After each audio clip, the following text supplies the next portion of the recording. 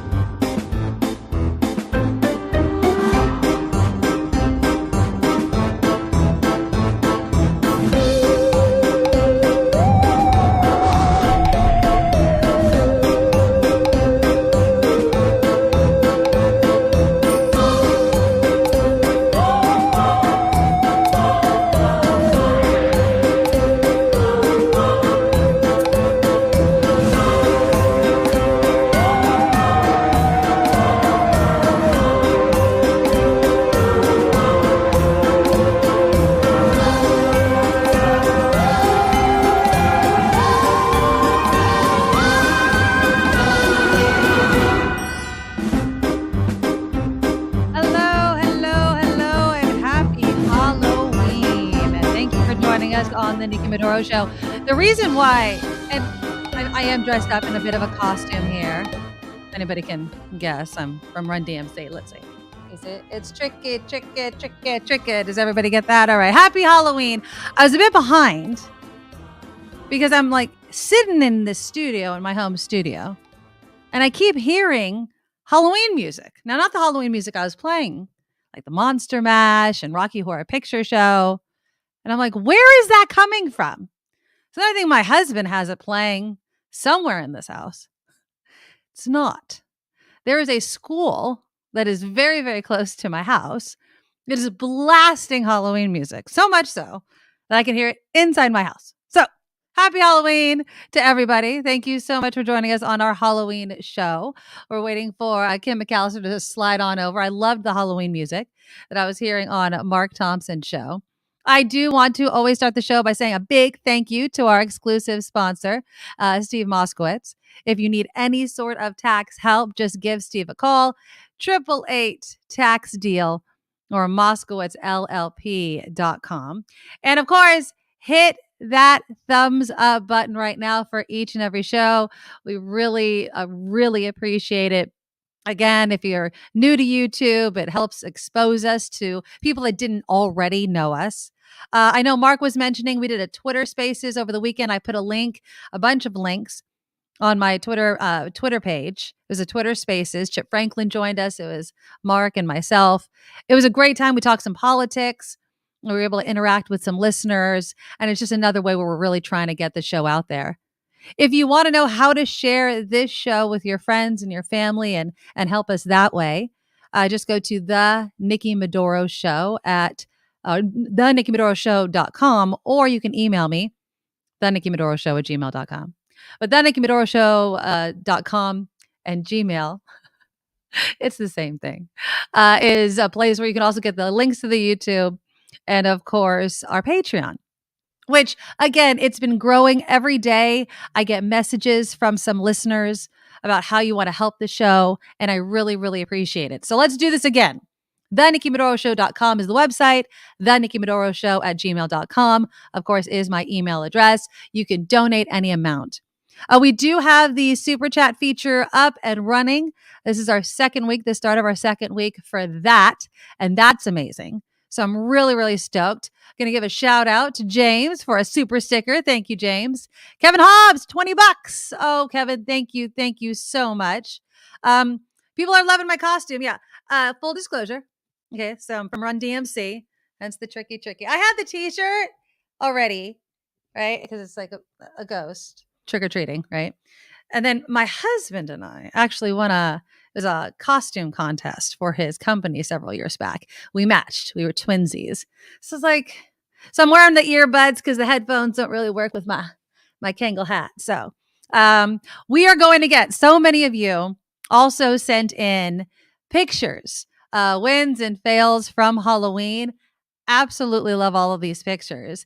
I was trying to also save a picture, and let's see if I could do this while you guys are on here. So, my daughter, I think I had mentioned this before.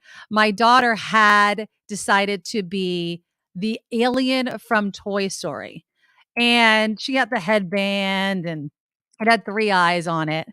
But my son, let's see, I could do this right now. Look how good I am. My son decided, and we made it to be this. He's Butter. That's him on his way to school.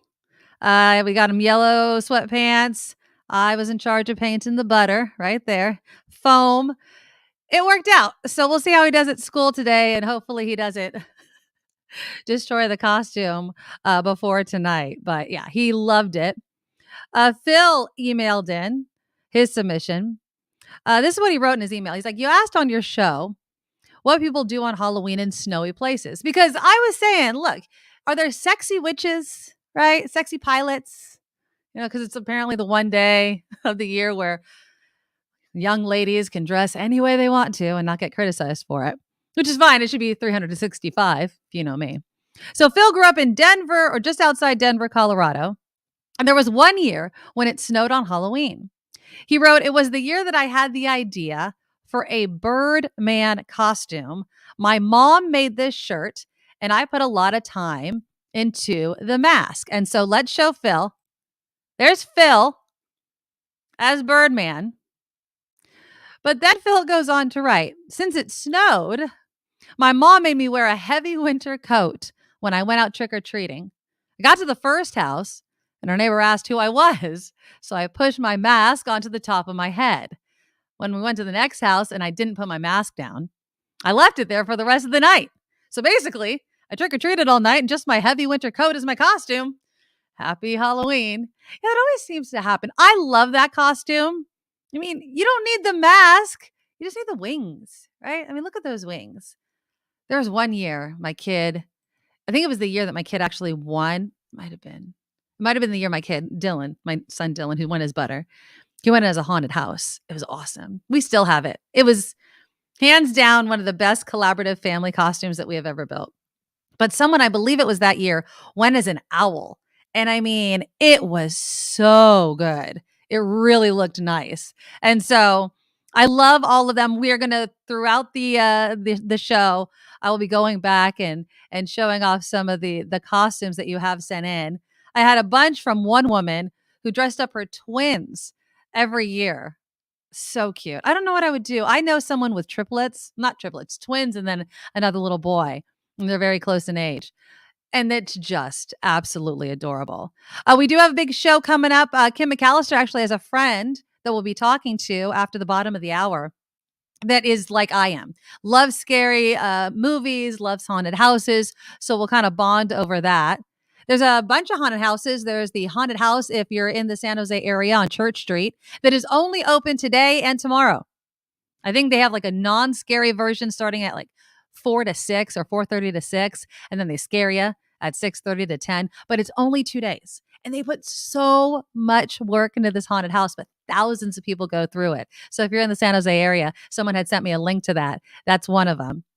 Well, also in the next hour, Richard Sema is with the Washington Post, and he'll be joining us to talk about why do we love haunted houses and scary movies. And his headline reads, why do they make us so happy? And so I want you to tell me in the comments and throughout the show, do you get a feeling of happiness? Because I do. When I am about to go into a haunted house, or if I'm going to watch a scary movie, I am so excited. I am beside myself. And if I'm not scared properly, like I wasn't after that Winchester Mystery House haunted house, I just wasn't. It did not live up to my expectations. I'm kind of bummed. But yeah, there's a bunch of haunted houses out there. If you have any tips, put them in the comments because you guys are bonding in the comment area. It's awesome. We will get to, an amazing football weekend for the 49ers. During the World Series, Grammy Award winning nominee completely flubbed the national anthem. So we'll talk about that. Kim will probably mention in her news, but we'll talk about it a little bit. Twitter. You might have to pay for that blue check mark.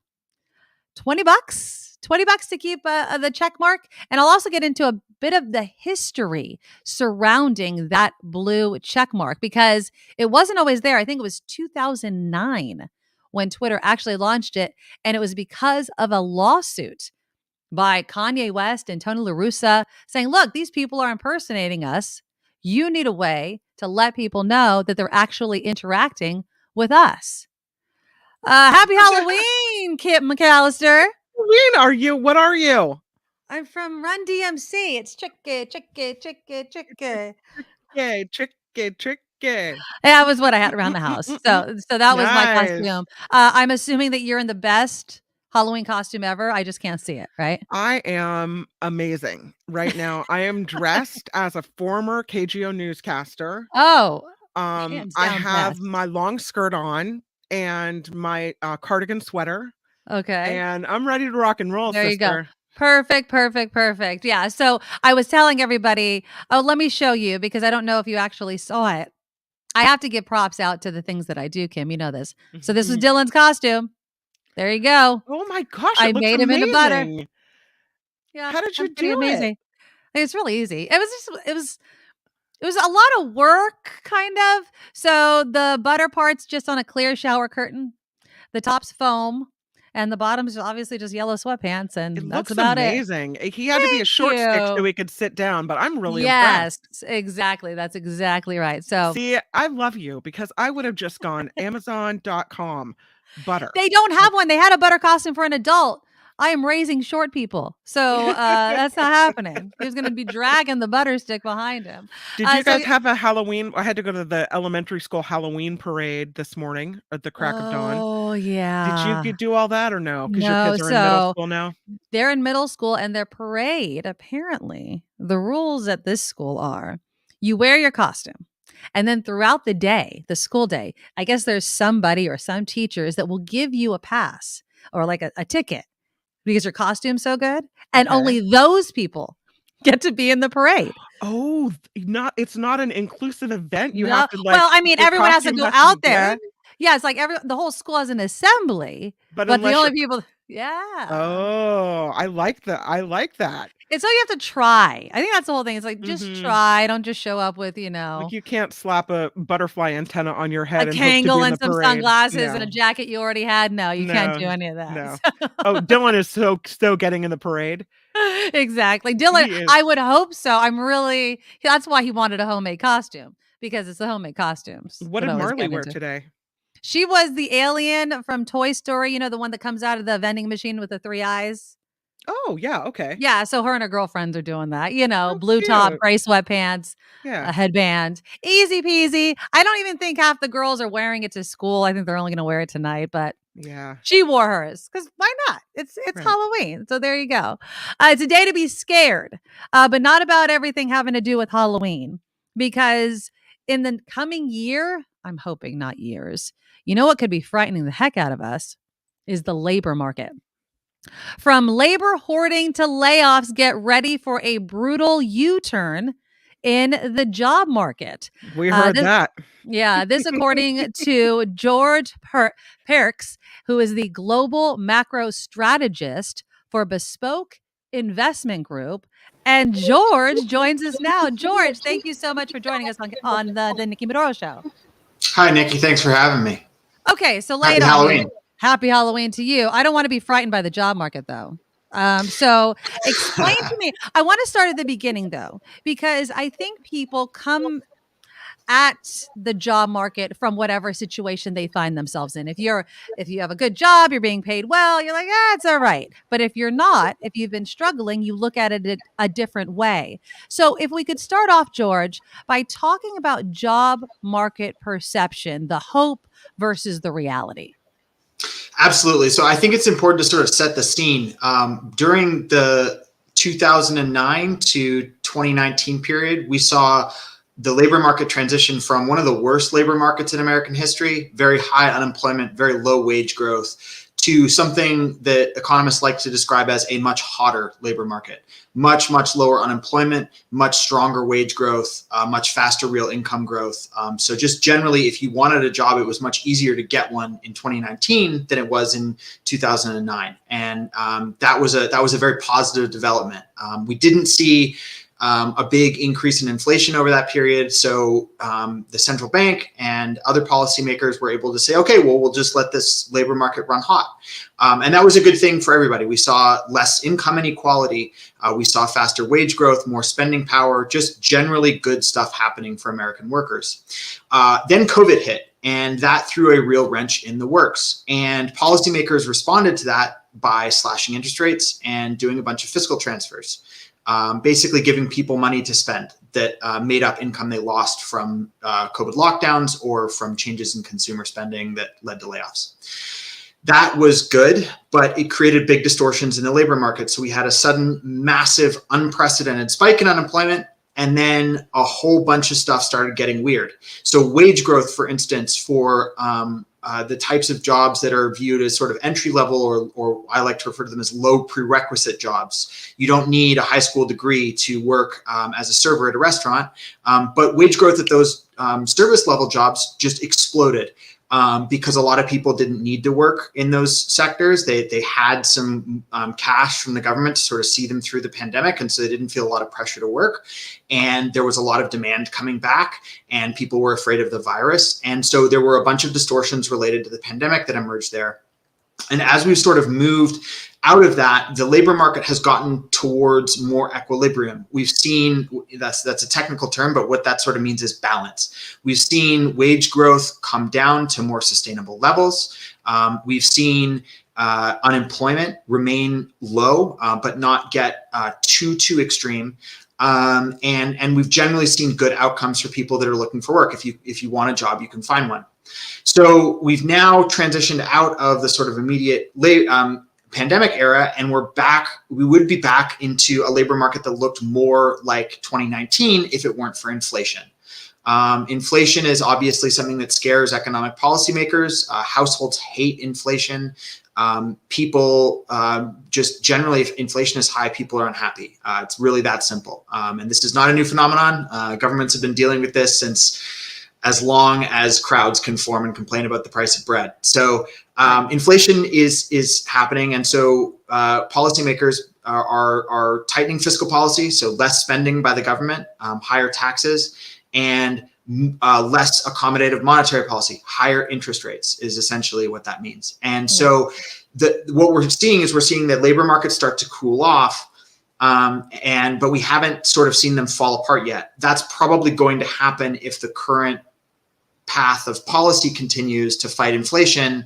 What we're going to have is a recession. And so we'll then have, when at you least talk for a short about period, a weaker period. when you talk about the current policy, you're talking about the rising interest rates. If the Fed keeps raising interest rates as a way of trying to counteract the inflation, it may push us into a recession. But I gotta say, George, when we talk about the markets and the economy, and the reason why I use the word perception is because it's so hard to forecast what people feel. Because isn't a lot of this have to do with the worry that people have about what's to come when there's really no guarantee what is really going to come? You mentioned in your article something called labor hoarding. Explain that quickly for us. Right. So if businesses go through a period where something is scarce, so for instance, it can be a piece of inventory they need to build whatever they sell, or it can be maybe they need real estate or whatever, and they can't get it, then their natural inclination will be to say, okay, well, I'm gonna hold more of that inventory. I'm gonna order more of it than I need. I'm gonna hang on to a bunch of that I don't actually need, but just to make sure that it doesn't that it shows up when I need it. There is a thesis right now that businesses are doing this with labor, that they are intentionally hiring more people than they need, that they're intentionally paying higher wages than they sustainably can, because they're so worried about running out of labor, which is what they just experienced in 2020 and 2021, when you sort of saw them have to compete very aggressively for labor. And so this idea of labor hoarding is this idea that some of the deterioration in the labor market is going to be milder because businesses are going to over purchase labor is sort of the way to think about it. They're going to hire more people than they need just because they were burned. And so now they don't want to have that happen again. And my view is that that's sort of a nice story to tell ourselves about why labor markets might hold up better than they otherwise would. But we still haven't seen labor markets respond to a weaker economy brought on by higher interest rates. Labor markets are always the last thing to feel the impact of an economic policy change. So, the way monetary policy works is you get, when interest rates go up, it takes 3, 6, 9, even 12 or 15 months for the economy to feel a given interest rate move. And then and then the labor markets follow consumer spending. So first we need to feel that increase in interest rates that has been going on since last March. And then we need to see consumer spending fall, and then labor markets are lagged to that. So my pushback on this labor hoarding thesis is that actually we just haven't felt the impact on labor markets yet. It'll come, but it just hasn't hit yet.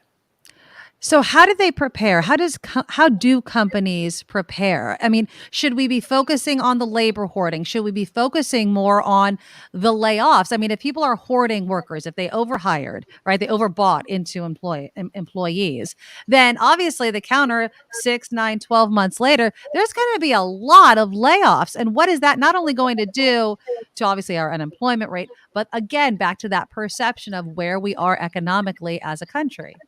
Yeah, so I think it's important to understand that when we see a recession, for instance, 2008, 2009 is a good example, horrible layoffs, like massive, almost unprecedented in American history. You didn't see layoffs that were anywhere near as large as the number of new hires every month, right? So even though the economy even though a lot of jobs were lost on net, you still saw a very large number of new hires every month. Slowdowns in net job creation generally take place because companies hire fewer people, not because layoffs exceed that hiring, which I think is counterintuitive. Obviously the difference between hires and people leaving jobs, so quits, as well as retirements or other reasons people might leave work, as well as, and then firings, the hiring number is almost always larger, and it's always larger than the number of firings, right? So when we see a slowdown in the economy, the way that's going to happen is that there's just going to be worse job prospects. There will be people fired, but the number of firings are generally relatively small compared to the total number of people that are employed in the country. So I think it's important, even though in a recession we would expect people's perceptions of the economy to get more negative, rightfully so. The reasons for that are pretty narrow. Like the number of people that actually lose their jobs is pretty narrow relative to the number of people in total. Most people experience it as less qualitative security around their jobs. So maybe, for instance, they don't feel as comfortable going in to bargain for a increase in pay, or maybe they feel less comfortable moving to another job that's a little bit higher risk but could treat them better long term. Maybe they have a harder time asking for that day off to take care of their sick kid, or maybe they have a harder time taking a risk to start their own business. Those are the sorts of impacts that I think most people feel like concretely from a weak labor market. Whereas, our perception of a weak labor market is people filing for unemployment insurance or getting a pink slip. That actually only impacts a relatively small number of workers, and it's a devastating outcome for those specific workers. But for most people, the actual impacts are more incremental than that. They're smaller than that. That's interesting, George, because everything that you just listed, going after that job, asking for the raise, all of those sorts of things are kind of the result of the COVID pandemic, right? And kind of this hunger from employers for workers, the great resignation, people, quitting their job and going for something better, getting paid as much, if not more, as people that have been at that company longer. So you're saying that this could definitely turn the tide on that and maybe kind of go back to the more traditional, you got to pay your dues, don't ask for a raise right now kind of environment, employee wise.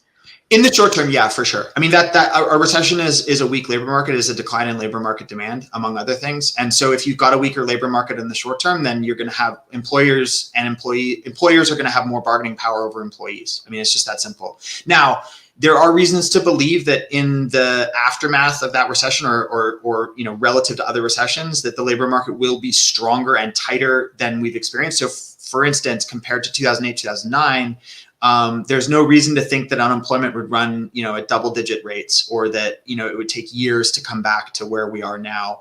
A spike in unemployment that lasts for a year or two, and then sort of returns to low single digits, is much, much more plausible, and I think is a realistic forecast, even for a relatively bad recession this time around. Compare that to the last recession, or to the 2008-2009 crisis, or the COVID crisis, when you saw double-digit unemployment rates. I think it's going to look different, and there are a bunch of reasons for that.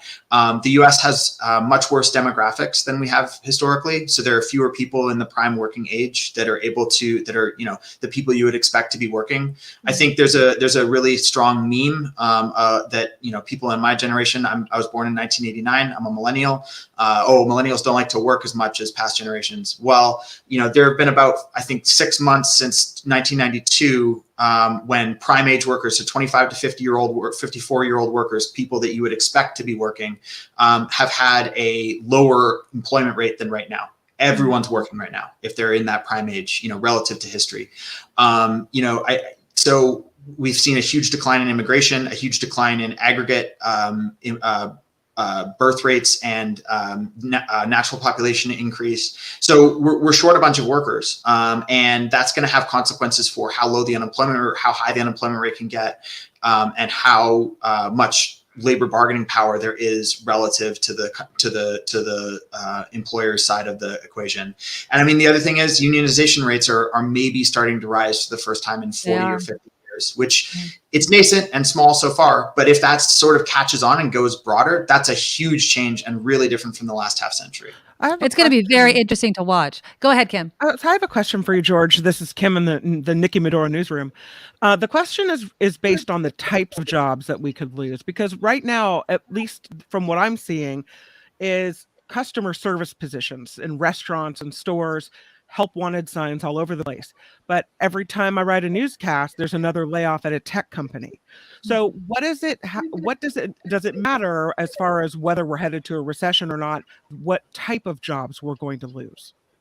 Yeah, it actually really does. So I'm glad you brought that up. So there are relatively few people who work writing code every day in this country. They tend to make a huge amount of money relative to the average worker, and they tend to be in very high demand, but there just aren't that many of them. So when you see the headlines for tech workers being laid off because share prices are down and companies are worried about their funding runways, that's a really different implication for aggregate demand. Those people are only earning so much money, honestly, like relative to the size of the economy as a whole, just because there aren't that many of them, right?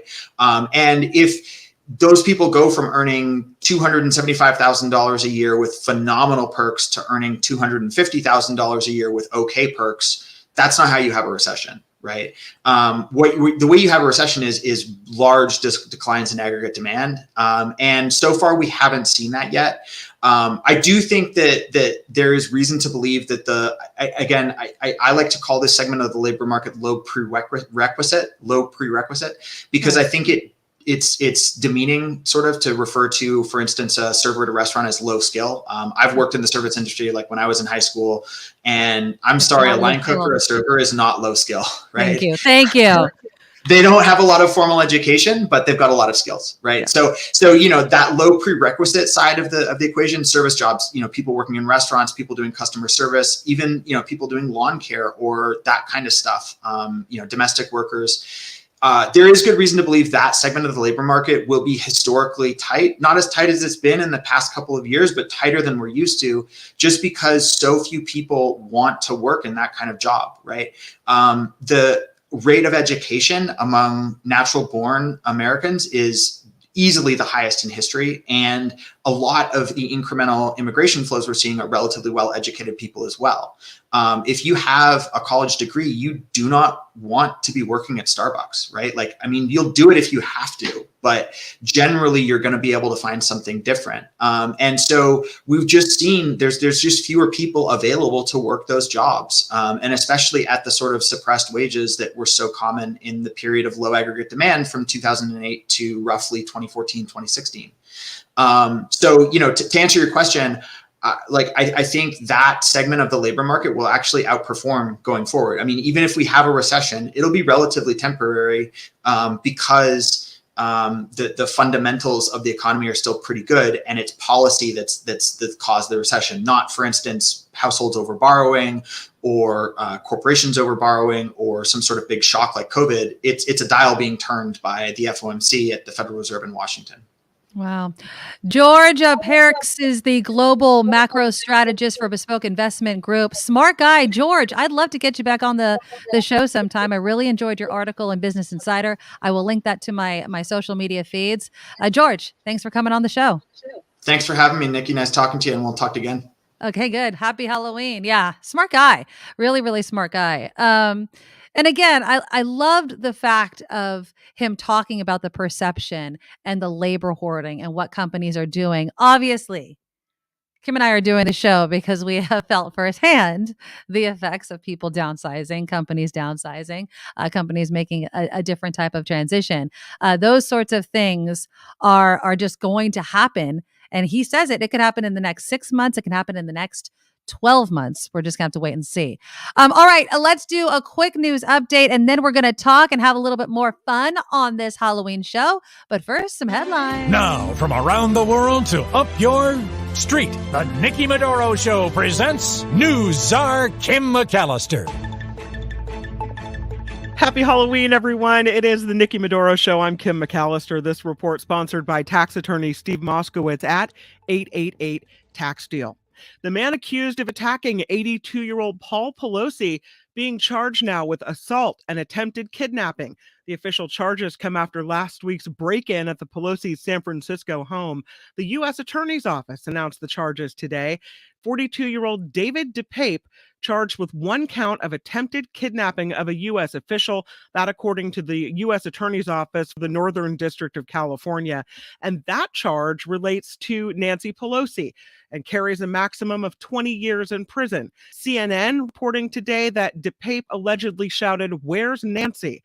after the break-in. He was also charged with one count of assault of an immediate family member of a U.S. official with the intent to retaliate against that official. The charge relates to the crime allegedly committed against Paul Pelosi. That one carries a sentence of 30 years in prison. And these federal charges against DePape, in addition to state charges that may also be announced today, DePape expected to be arraigned, that likely to happen tomorrow. There was a pretty creepy scene in San Jose. Firefighters rescuing a dog that was trapped inside of a burning duplex happened last night. San Jose firefighters say everyone in the house, all the people, made it out okay, but that dog was left inside. So they went in and saved the day, rescuing that dog. Elon Musk and his inner circle have detailed discussions, apparently, over the last few days about Twitter's approach to content moderation and plans to lay off 25% of the workforce. That's just a start. Musk also detailing plans, according to Verge, about charging for the verified user, the blue check mark next to people's names, supposedly going to charge $20 a month in order to have that blue check mark next to the name. Former President Donald Trump asking the Supreme Court to stop the IRS from turning over his tax returns to the House. Trump filed an emergency request with the Supreme Court today after a federal appeals court cleared the path for those returns to be disclosed to the House Ways and Means Committee. Trump's lawyers would like a hold to be placed on the release of the tax returns before they're allowed to be disclosed on Thursday. So he's trying to head that off at the pass. It was a pretty big comeback win in a runoff race yesterday. Luiz Inácio Lula da Silva elected the next president of Brazil. The 76-year-old politician's win, bringing Brazil back to the left. And it's, again, a hazmat situation at LAX this morning. 4 people sickened, one in critical condition. This after a carbon dioxide leak in a baggage area this morning. LA Fire saying this leak happened after someone heard a popping sound inside of a small utility room. That's where the carbon dioxide fire suppression system is kept at the airport. The 4 people, all workers who were in or near that room. Again, 1 critical condition, and it looks like 3 others recovering. I'm Kim McAllister on the Nikki Medoro Show, and this report is sponsored by Steve Moskowitz. For more than 30 years, Steve has put his tax knowledge to work for individuals and businesses alike. If you need help with your taxes, give Steve a call, 888-TAX-DEAL, or you can reach him on the web at moskowitzllp.com. I'm Kim McAllister on the Nikki Medoro Show.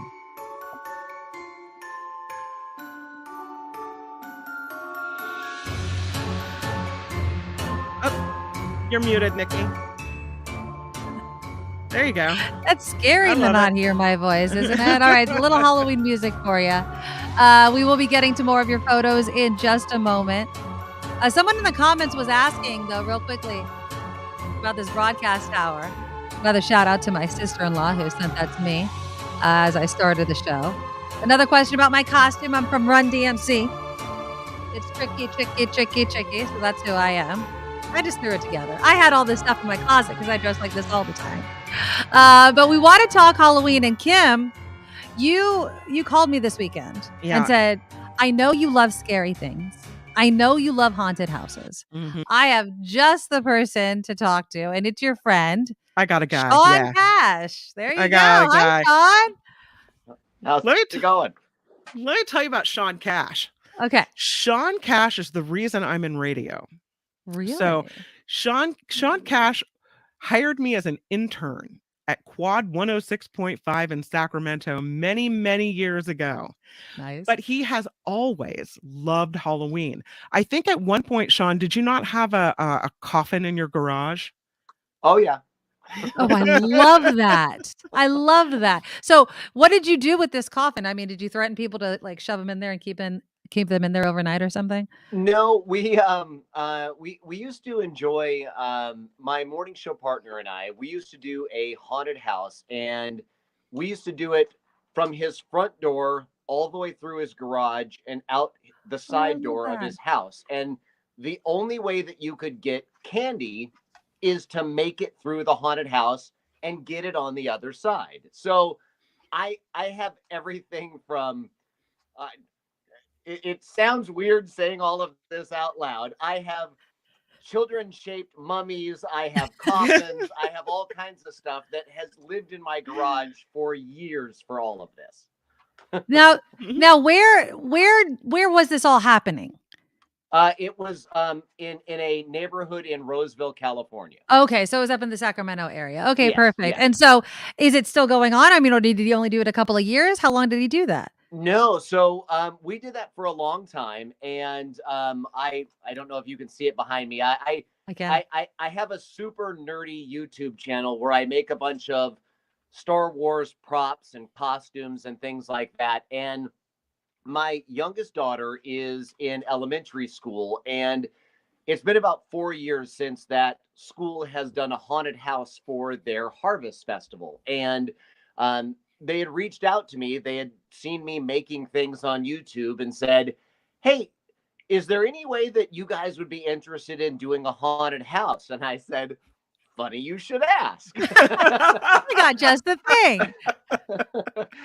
Yeah, so I had 2 weeks to put it together, and enlisted the help of anyone I could find that would be willing to help out. And we were open for 2 hours, and in that 2-hour time frame, the wait time was over an hour to get through, and we put about 300 people through the haunted house. Nice. and made eighth graders cry. I love it. See, that's a good haunted house. You have to make people cry and run for their lives. Yes. Right? Now, see, Nikki just went. What did you pay? Like $60 or something? I don't know what you paid to go through the $60. Winchester Mystery House haunted house, and she said it was extra lame. It wasn't scary. It wasn't scary. So I compare it to, so I live in San Jose, and they had this pop up, and I haven't driven past the area this year, but I think it was last year. They had kind of a pop up. It was only there for Halloween, like pumpkin patches, but they had this haunted house, Now, I am telling you, my kids were, a year younger. My son hates being scared. But this thing, I mean, I got scared. I was jumping, and at the end of the haunted house, you think you're done. And it was the best part ever. If anyone wants to do a haunted house, have something like this. So, I'm with my son who's been like latched on to me the whole time. We go through the final doors. And he's like, and then this guy comes out from behind the corner with like a chainsaw that sounds real. And I mean, I have never seen my son run so fast in my life. I mean, he just booked it. That is what I am looking for in a Yes. haunted house. Make my son scream for his life and never trust me again to go into any haunted house. That is a perfect haunted house. Yeah, Sean, and that it's funny you mentioned that, because one of the most, and again, this makes me sound like a terrible person, but at one point I heard one kid crying, yelling to his mom, "I will never trust you again." Oh And yeah, I'm like, I've heard that. "Dad." I've heard that. I'm guilty. That's good parenting, Sean. That is good Yes. parenting. Don't let anybody tell you any different. So you put it, and I don't know if we have the video or not, of you talking about the haunted house that you just created at the elementary school. But one of the things that would have scared the bejesus out of me is when we're talking about your wife kind of blending into a background. Can you describe that? Yeah, so it's a really cheap, simple effect for anyone that wants to do a basic haunt in their front yard to scare kids around Halloween or whenever. It's super easy. If you string up just a black sheet, just like a king size black sheet, and then if you dress all in black, put like a hood over your face, put gloves on and socks and everything, and stand against that sheet, if you take masks and you paint highlights on those masks in fluorescent colors, and then just shine a black light on that wall, you disappear completely on that wall. You can't see the variation between the blacks. And as soon as you step forward off of that wall, the masks and everything are coming at the person. So if you stand there and put some masks in different places and some on the wall, it looks like the wall's coming at them, and it gets them every single time. That would get me every time. You just describing it kind of freaked me out a little bit. Yeah, it's good. I mean, that is so. I mean, and again, I'm sorry. And again, if you're just joining us, Sean Cash, a good friend of Kim McAllister's, loves all the haunted house stuff. Helped build some haunted houses up in the Roseville area. What are you doing now? I mean, besides the school work, I mean, is this something you like to do every year? Do you make it a point to help build these sorts of things? Well, yeah. So I wound up putting this haunted house on in 2 weeks, and I had all kinds of things that were against me doing this. They didn't want me to drape anything from the ceiling or put anything on the walls. And so I wound up having to take a bunch of cafeteria tables and build them into A's. And then I had to use rope and put it and make all these clotheslines to make all these walls. But now it was so successful, they asked me back next year. So I've got 365 days to put this one together, and it's going to be a good one. Oh, that's so exciting. That is okay. So I have to ask you, since you love scary things, what is your favorite scary movie? All right. If you have time for a quick story, I can tell you the scariest movie that I was in 6th grade, and I went and saw The Shining. Oh, good one. And I went by myself. I was visiting my dad, and I went to the movie, rode my bike to the theater, went in there, and when they go to the room and the old lady is floating in the bathtub and then gets up, I lost it. As a 6th grader, I ran out of the theater crying, and it was the middle of the day. I went the next day back to the theater by myself, and I'm like, I am going to sit there and I am going to watch this whole movie. And I made it through the second time. So I enjoy a good scare and always have. And I think probably the better horror movie that I've seen recently, I really enjoyed Smile. I thought they did a great job. I did too. I really liked it too. Yeah. I thought it had a lot of good jump scares. I thought it had a lot of good jump scares. I thought you'll know what I'm talking about. The surprise part at the car where the woman walks up to the car. You're anticipating one thing to happen and then something else happens. That was a good one. Yeah. my one complaint with most movies nowadays is that scene that you're referring to. I wish they hadn't spoiled it in the trailer because Oh, did they? I didn't know yeah, that one. that would have been so good had I not already known it was coming. And Oh, yeah. I think a lot of trailers, because they're having to lure people to the theaters more, they sell some of the good parts out, and I wish they wouldn't. Yeah. I liked it. I thought the other scene where they showed kind of like the destroyed face was a little too campy and Yeah, the effect wasn't really good. agreed. As far as like scary movies though, I really enjoyed the Saw movies, especially Yeah, the first one. Even the second one. Jigsaw, that whole character, I thought hands down was great. yeah, Supernatural, Annabelle, The Conjuring, those sorts of movies get me yeah. all the time. All good. I love scary movies, and I love the fact that you mentioned you went to go see The Shining in 6th grade because, you know, some people don't allow their kids to see scary movies at that age, and Oh, I I fall wonder who that could be. and who's the bad parent that does? I know Yeah, it's me. But I mean, if you can handle it, you're gonna have to deal with the nightmares. That's not my problem. So, oh, here we exactly. go. Is this the video, Kim? I think this is part of Sean's videos. He's got a YouTube channel called Try to Finish Something. And he has kind of parlayed this hobby of creating things into a career. And I Oh, love that. But cool. this is a part of the I think this is the video, Sean, am I right? Yeah, yeah. If this is in the very beginning, and this is just super simple. It's inside of the school cafeteria, and as you go around this corner, and I wound up having to be this kind of crazy clown in the beginning that was kind of like an It style clown, and I we found that the kids, the more frantic you were with the kids, the more on edge they were. So I just kind of played the clown very over the top and, ooh, what are you doing, kid? So the Oh, more there you you did are. that, There you are. and that's Oh, the that's wall. awesome. Oh, Yeah, that's the black wall. Yeah. Oh, the walls that you made with the tables? Is that what you're talking yeah, about? yeah, Yeah. You did a really good job, That Sean. that does not look like a school cafeteria. No, not yeah. at all. So I wonder what it is about you guys.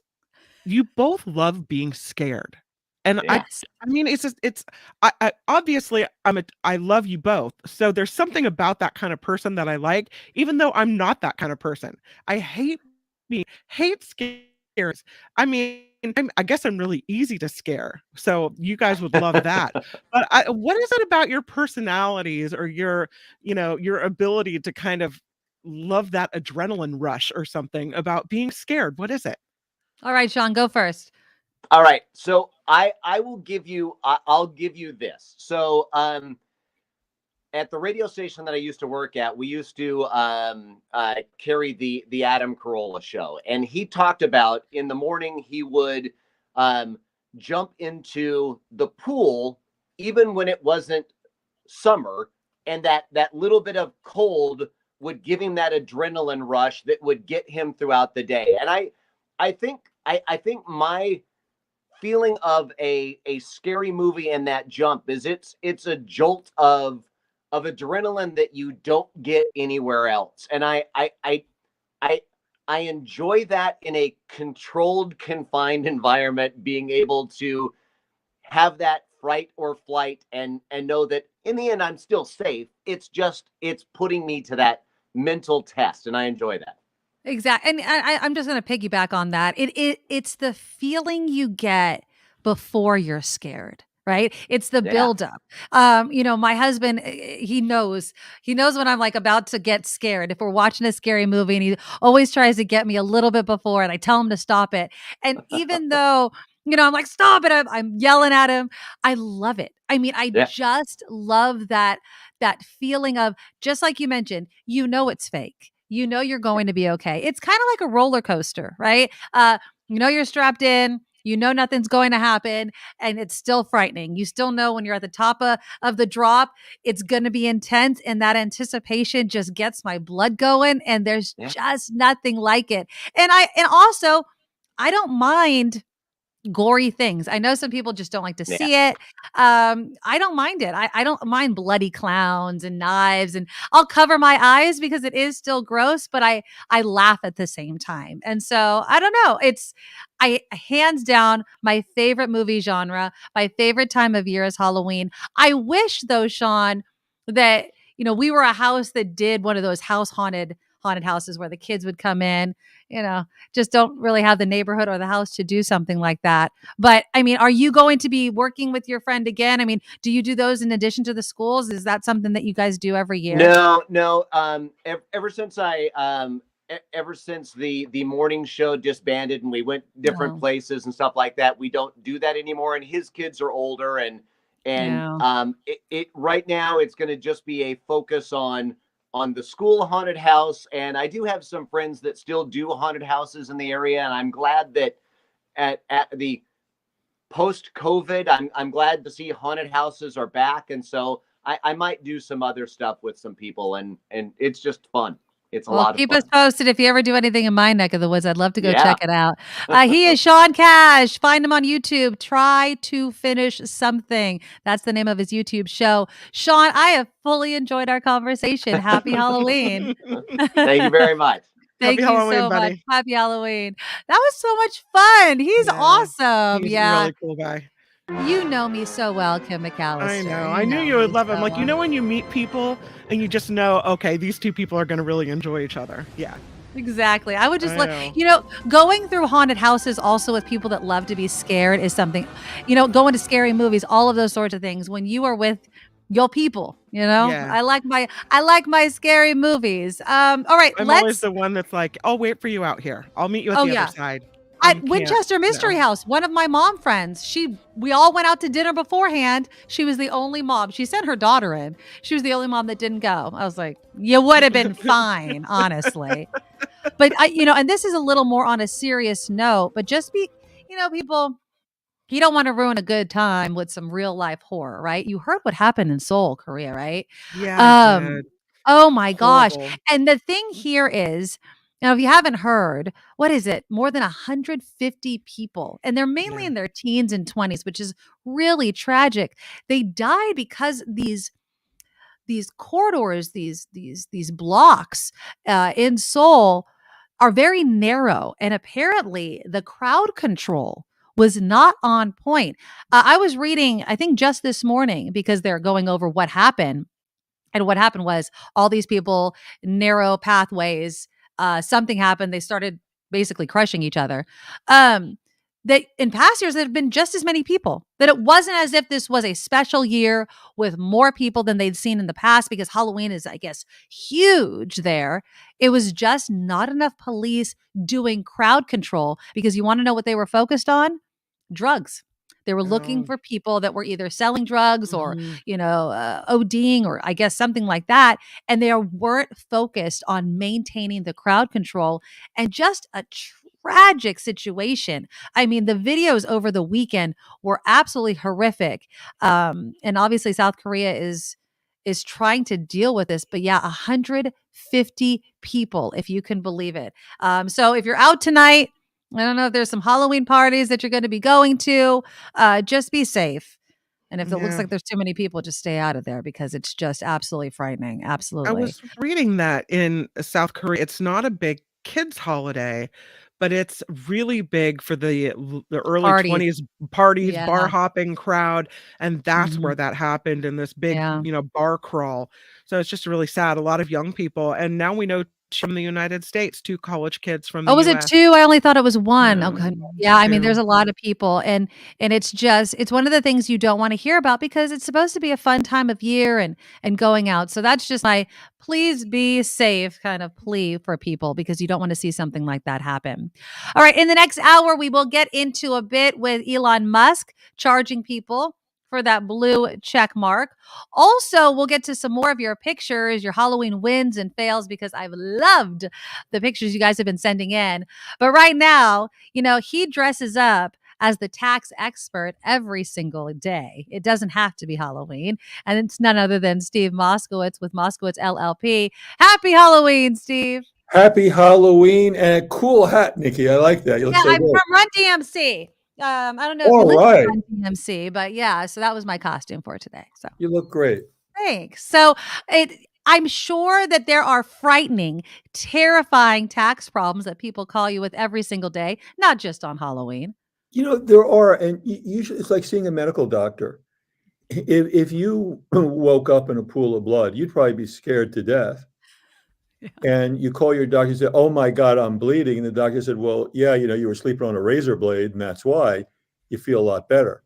And the bottom line is a lot of things that are absolutely terrifying, like chest pains. First thing you think is, "Oh my God, you're having a heart attack." Most hospital visits for chest pains are something else like gas. But the cardiologist knows the difference. You can't just say, "Oh, it's probably gas, because it might have been a heart attack." Right. Cardiologist knows the difference. And that's what I would say to people that, we've been practicing in tax law for over 30 years.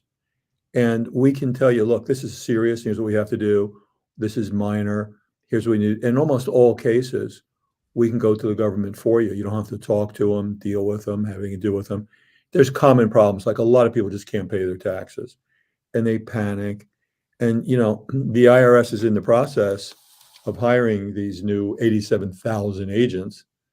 Now they have to do something, Nikki.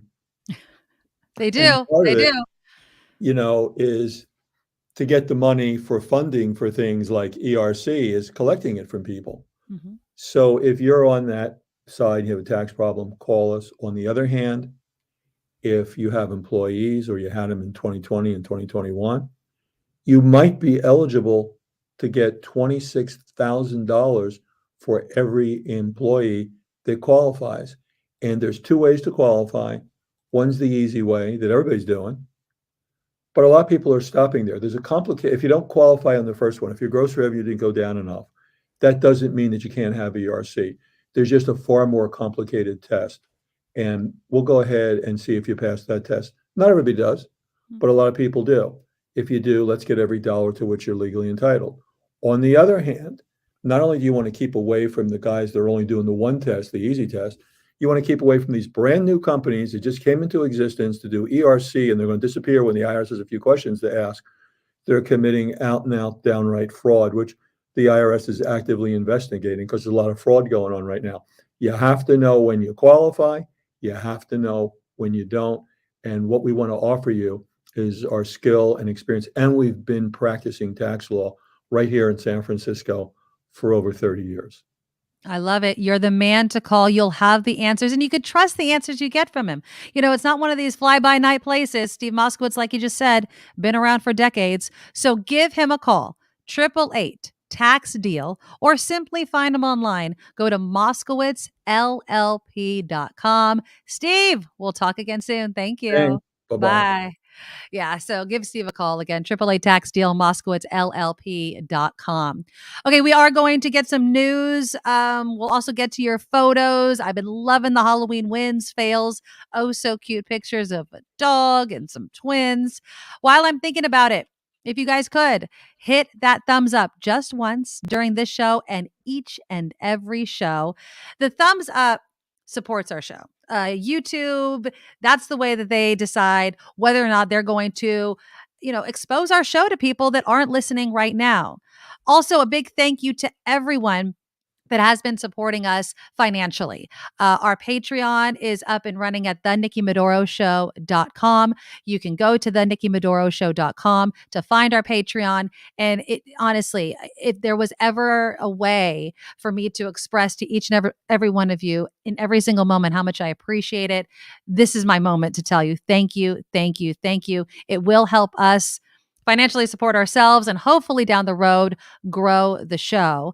The super chat also live. I've been seeing some super stickers in there, super chats. You could donate whatever amount you want during every show. It's been amazing to see that amount grow as well. And it's a fun way for all of you to interact. And again, a big thank you from the bottom of my heart for people that give us some money. Cause we were just talking with George Pearkes, right? with global investments about how there may be a recession and people may be laid off, and Kim and I were laid off, but you guys are digging into your own pockets and supporting us, and that really just means a lot to us. So again, a lot coming up in the next hour, but first let's take a look at some headlines. Now, from around the world to up your street, the Nikki Medoro Show presents News Czar Kim McAllister. I'm Kim McAllister on the Nikki Medoro Show. This report sponsored by tax attorney Steve Moskowitz at 888 Tax Deal. Federal charges filed against the man accused of attacking 82-year-old Paul Pelosi. 42-year-old David DePape charged assault and attempted kidnapping after allegedly breaking into the Pelosi's San Francisco home and attacking Paul Pelosi with a hammer. The U.S. Attorney's Office announcing DePape is facing one count of attempted kidnapping of a U.S. official, that in regards to Nancy Pelosi, who he was allegedly looking for. The maximum sentence on that would be 20 years in prison. The assault charge related to the attack of Paul Pelosi carries a maximum years in prison. These federal charges come in addition to state charges, which may also be announced later today. Meanwhile, Louisiana Representative Clay Higgins retweeted, then deleted a baseless conspiracy theory mocking House Speaker Nancy Pelosi and her husband Paul. SF Gate reporting the conspiracy theory includes the untrue assertion that suspect David DePape was a sex worker hired by Paul Pelosi. Now, that is not true, and it has been spread over the weekend by a handful of prominent people, including the new owner of Twitter, Elon Musk. In a reply to former Secretary of State Hillary Clinton, Musk shared a link to an article from a fringe website with the website Musk linked to had previously claimed Hillary Clinton died and then was replaced with a body double. So more conspiracies. You would think he would know better. You think he would be able to look at the handle of some of these tweets and be like, maybe not. Yeah, and now Twitter. So what are we in for here? Even more conspiracies being tweeted about and more, misinformation around. Oh, it seems like we're on the wrong path there. Speaking of Twitter, though, it'll cost you to be a verified Twitter user. It is no, it won't pay for it. You're not paying for it. One of the first moves being made by Elon Musk at Twitter. Apparently, he wants to charge $20 a month to be verified on the social media platform. That's where you get the blue check mark by your name. You're a verified user. The Verge says Musk apparently told Twitter employees they have until November 7th to launch that new subscription feature, or they'll be fired. The message delivered to the staff yesterday: users who were already verified will have 90 days to subscribe, or they will lose their blue check marks. Oh no, what will we do without the blue check mark? This is a nightmare. Hold on. Let me just say this. After your news and after we talk about haunted houses, I will tell you why we need the blue check marks. And we do need it, but I don't think people are going to pay for it. I think if there's anything that may kill Twitter, at least as we know it, it's going to be that. But we'll talk about that in the next hour. Okay, I'm looking forward to it. Okay. This is kind of a scene from a Halloween movie, except it really happened in Benicia early yesterday. There was a man arrested after he was found hiding in the closet of a home. It's about 2:45 in the morning. The lady starts hearing noises from a bedroom in her house. She calls the police. They come out. They say they found the suspect, this man, in the closet with a folding knife and duct tape. So police struggle with this guy. They end up arresting him. He has been being identified as 41-year-old Timothy Allen Allison, booked into the Solano County Jail on multiple charges, including first-degree burglary. But she's okay. The woman's okay, and everything's all right. So okay, well, that's scary, though. Jeez. In your closet with tape and a knife. No, thanks. So here's a question for you. Can race be used as a criteria for college admissions, or should it? Yes. I think so, but okay, go ahead. Well, it is used, as a matter of fact, and two other Supreme Court rulings backed that up and said, yeah, you can use it in order to diversify your population at college campuses. But now with a more conservative-leaning court shall we say. Here comes another case. And so the Supreme Court has decided to examine this issue. The lower courts found that Harvard and the University of North Carolina had complied with past Supreme Court rulings allowing race to be used as a factor in evaluating applicants, the previous rulings only by a slim majority. So now the court is thought to lean toward the conservative kind of ideology, and today challengers are focusing their arguments on civil rights. They'll begin making oral arguments to justices, hoping they will overturn those precedents and not consider race at all. So we'll see how that works. If you are going to the coast along the Bay Area today, big waves expected, up to 19 feet, 19-foot tall waves expected along the coast. So dangerous conditions along our coastline on this Halloween. And this report is sponsored by tax attorney Steve Moskowitz. For more than 30 years, Steve is putting his tax knowledge to work for individuals and businesses alike. If you need help with your taxes, give Steve a call, 888-TAX-DEAL, or you can reach him on the web, moskowitzllp.com. I'm Kim McAllister on The Nikki Medoro Show. Ooh, it's our Halloween show. Thank you so much for joining us.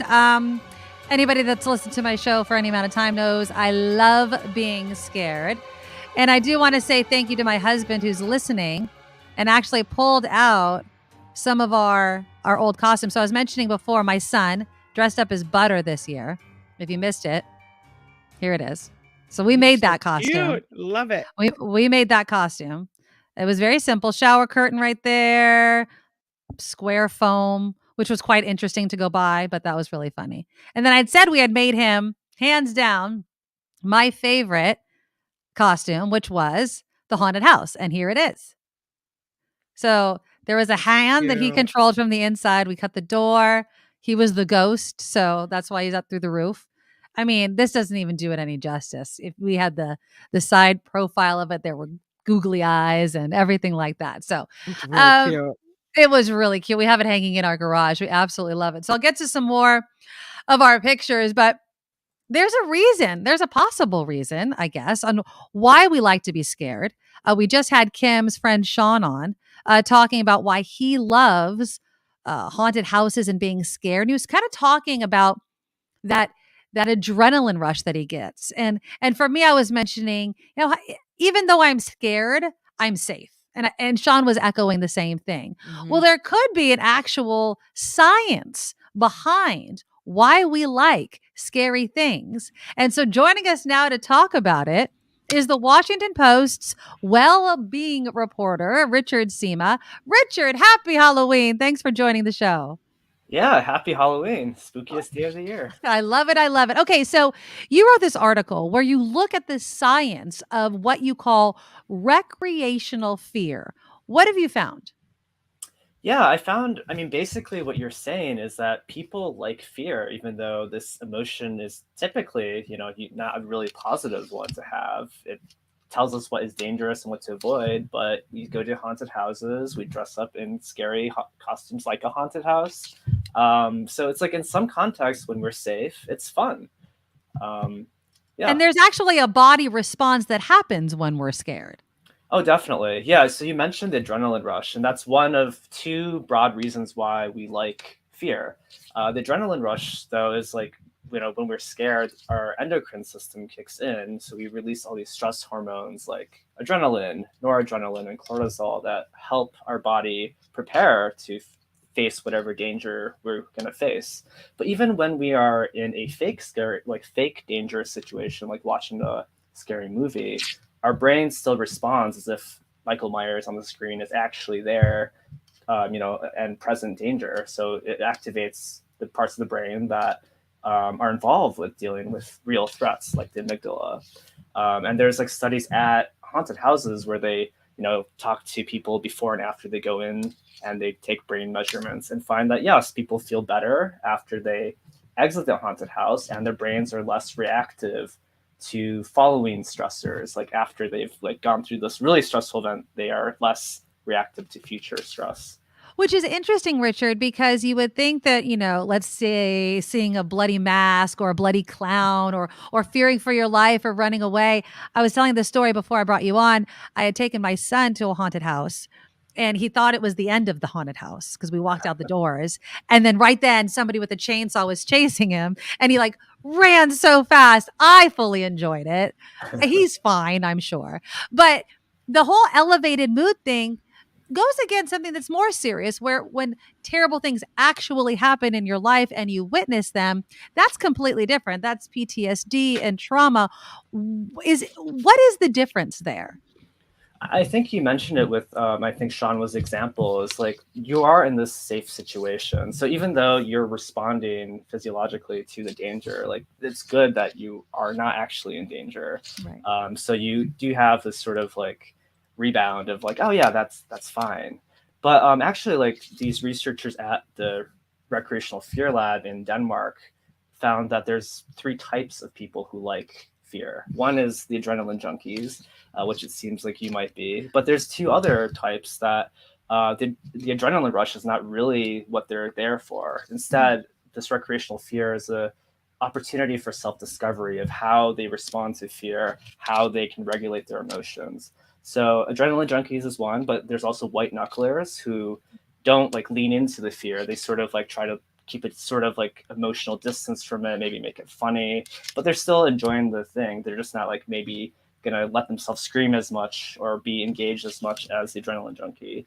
And then there's the dark copers who maybe use these recreational fear media to deal with anxieties about the real world, about their own lives. They have something to focus on to make sense of the anxious energy they have generally, but maybe this is a way for them to learn how to deal with anxiety and fear in real life.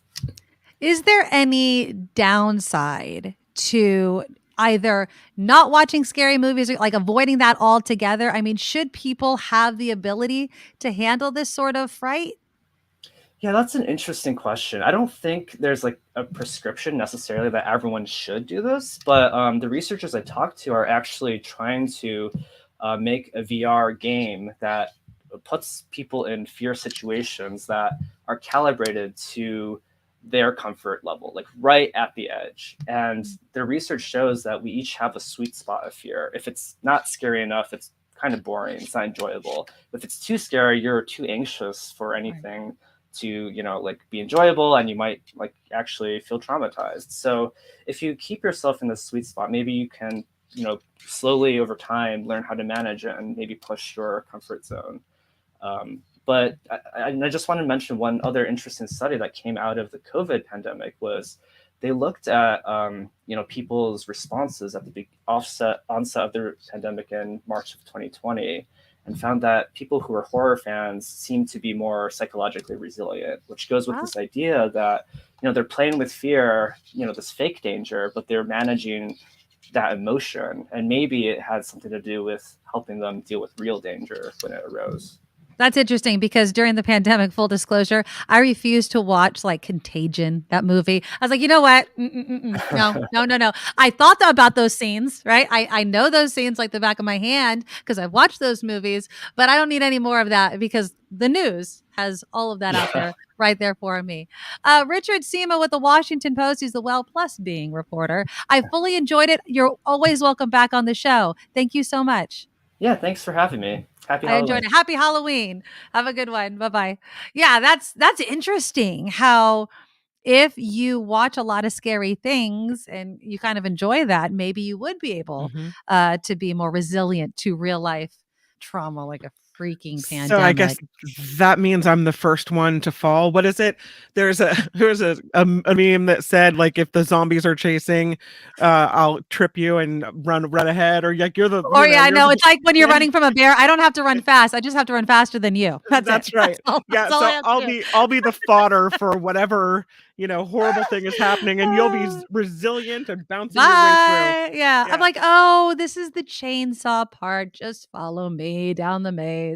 Okay, so again, if you guys can click that thumbs up button underneath the video right now, it really helps us out.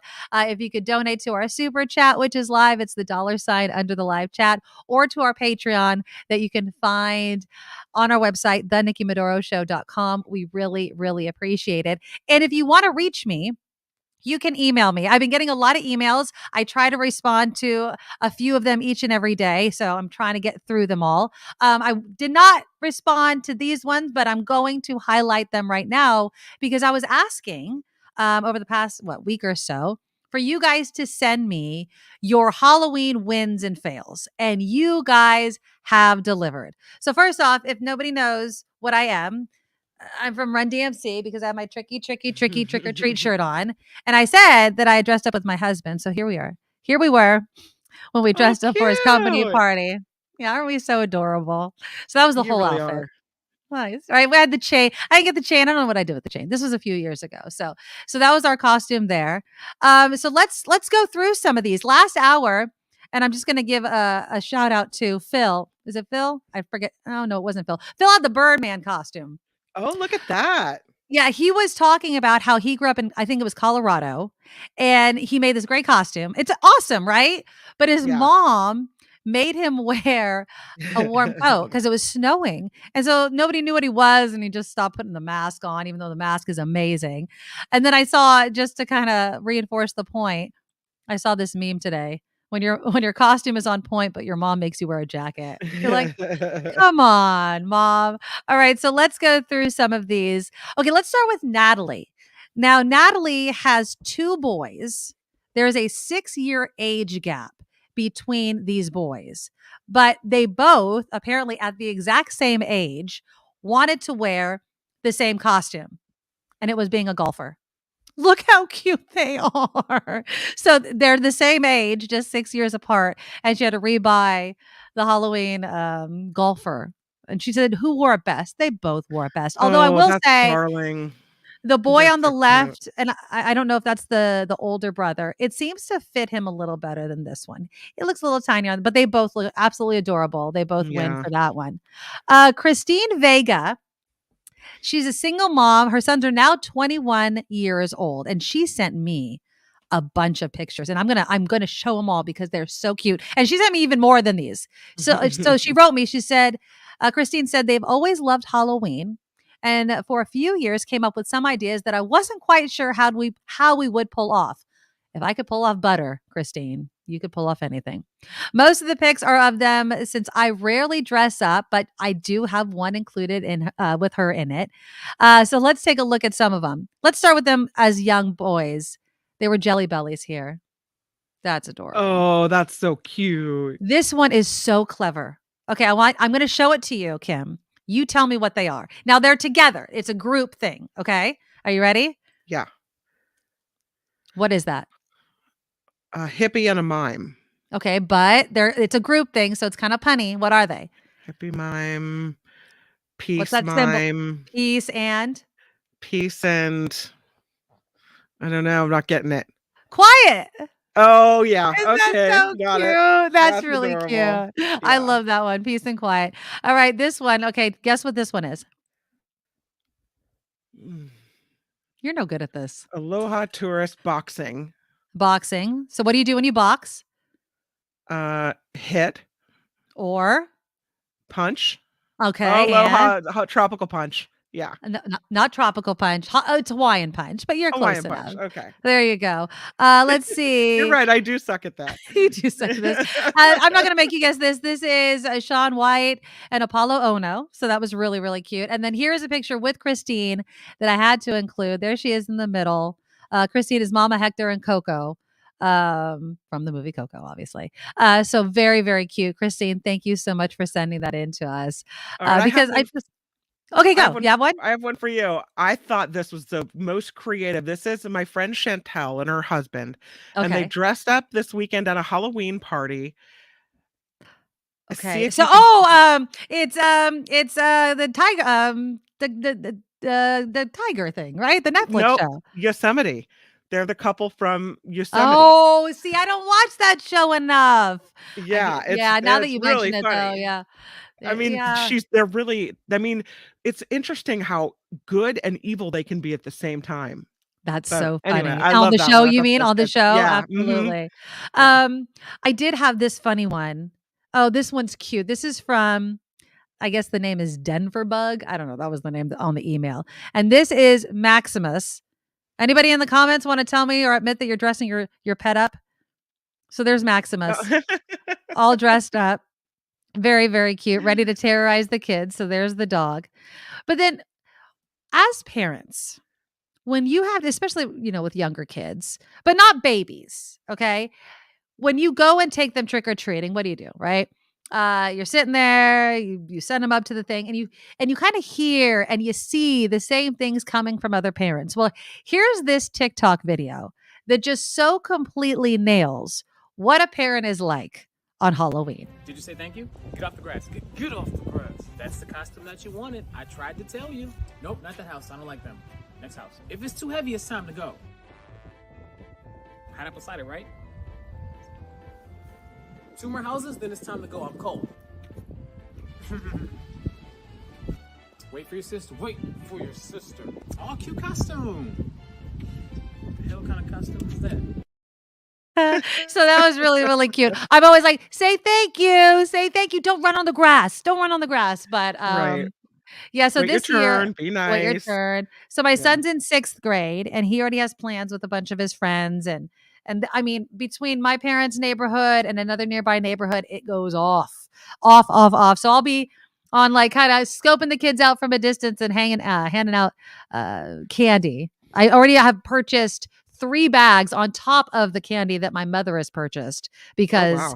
we ran out so early last year because my parents' neighborhood has become the neighborhood, right? Mhm. Where they do contests now with the decorating. And so people drive into the neighborhood to go trick or treating. So now you have to factor in not just all the kids in the neighborhood, but everybody else that all comes the in. extras. Yeah. So I love it because you see a lot of great costumes, but then you run out of candy. I remember last year because of COVID, we did the whole, we kind of splayed out the candy on the table so that they could grab it. So I wasn't touching it, even though that made no sense. Mhm.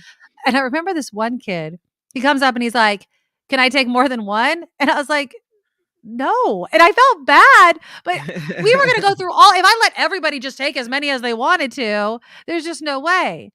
Brian You're- Williams, Costco is great for candy and you could return the unused bags so you don't run out. That's a good tip. Then you have to brave Costco though, and that's frightening. Eric, I'm one of those parents who dresses up to go with the kids. I'm sad. Mine's too old for me to go with them this year. You know what? You could just be the stalker parent. You could put a helicopter spin wheel hat on and be a helicopter parent and then just follow your kid all the way around. That's an idea. You can have that one for free. Okay, so I have some more pictures to come in. Oh, and by the way, if you're in my neck of the woods, I mentioned it earlier. If you're in San Jose, and throw it up in the comments if you know of any other haunted houses, but somebody had mentioned this, so I wanted to mention again. On Church Drive, church isn't a church, Church Drive, the Boo Crew, they've been all over the news. It's a group of volunteer builders, and they build a massive haunted house, and it takes them 3.5 months, and it's only open for 2 days, today and Oh, tomorrow. all That's that it. work. That's Yes, it? that's what everyone says. Okay, and so then hold on, I want to make sure the times are correct because they did have it up, and oh darn it, I have to open the Facebook page. But they're only open, I think it's like 4 to 6 for non-scares, so for the little ones, which is great. And then from 6:30 to 10 or 10:30, they scare you.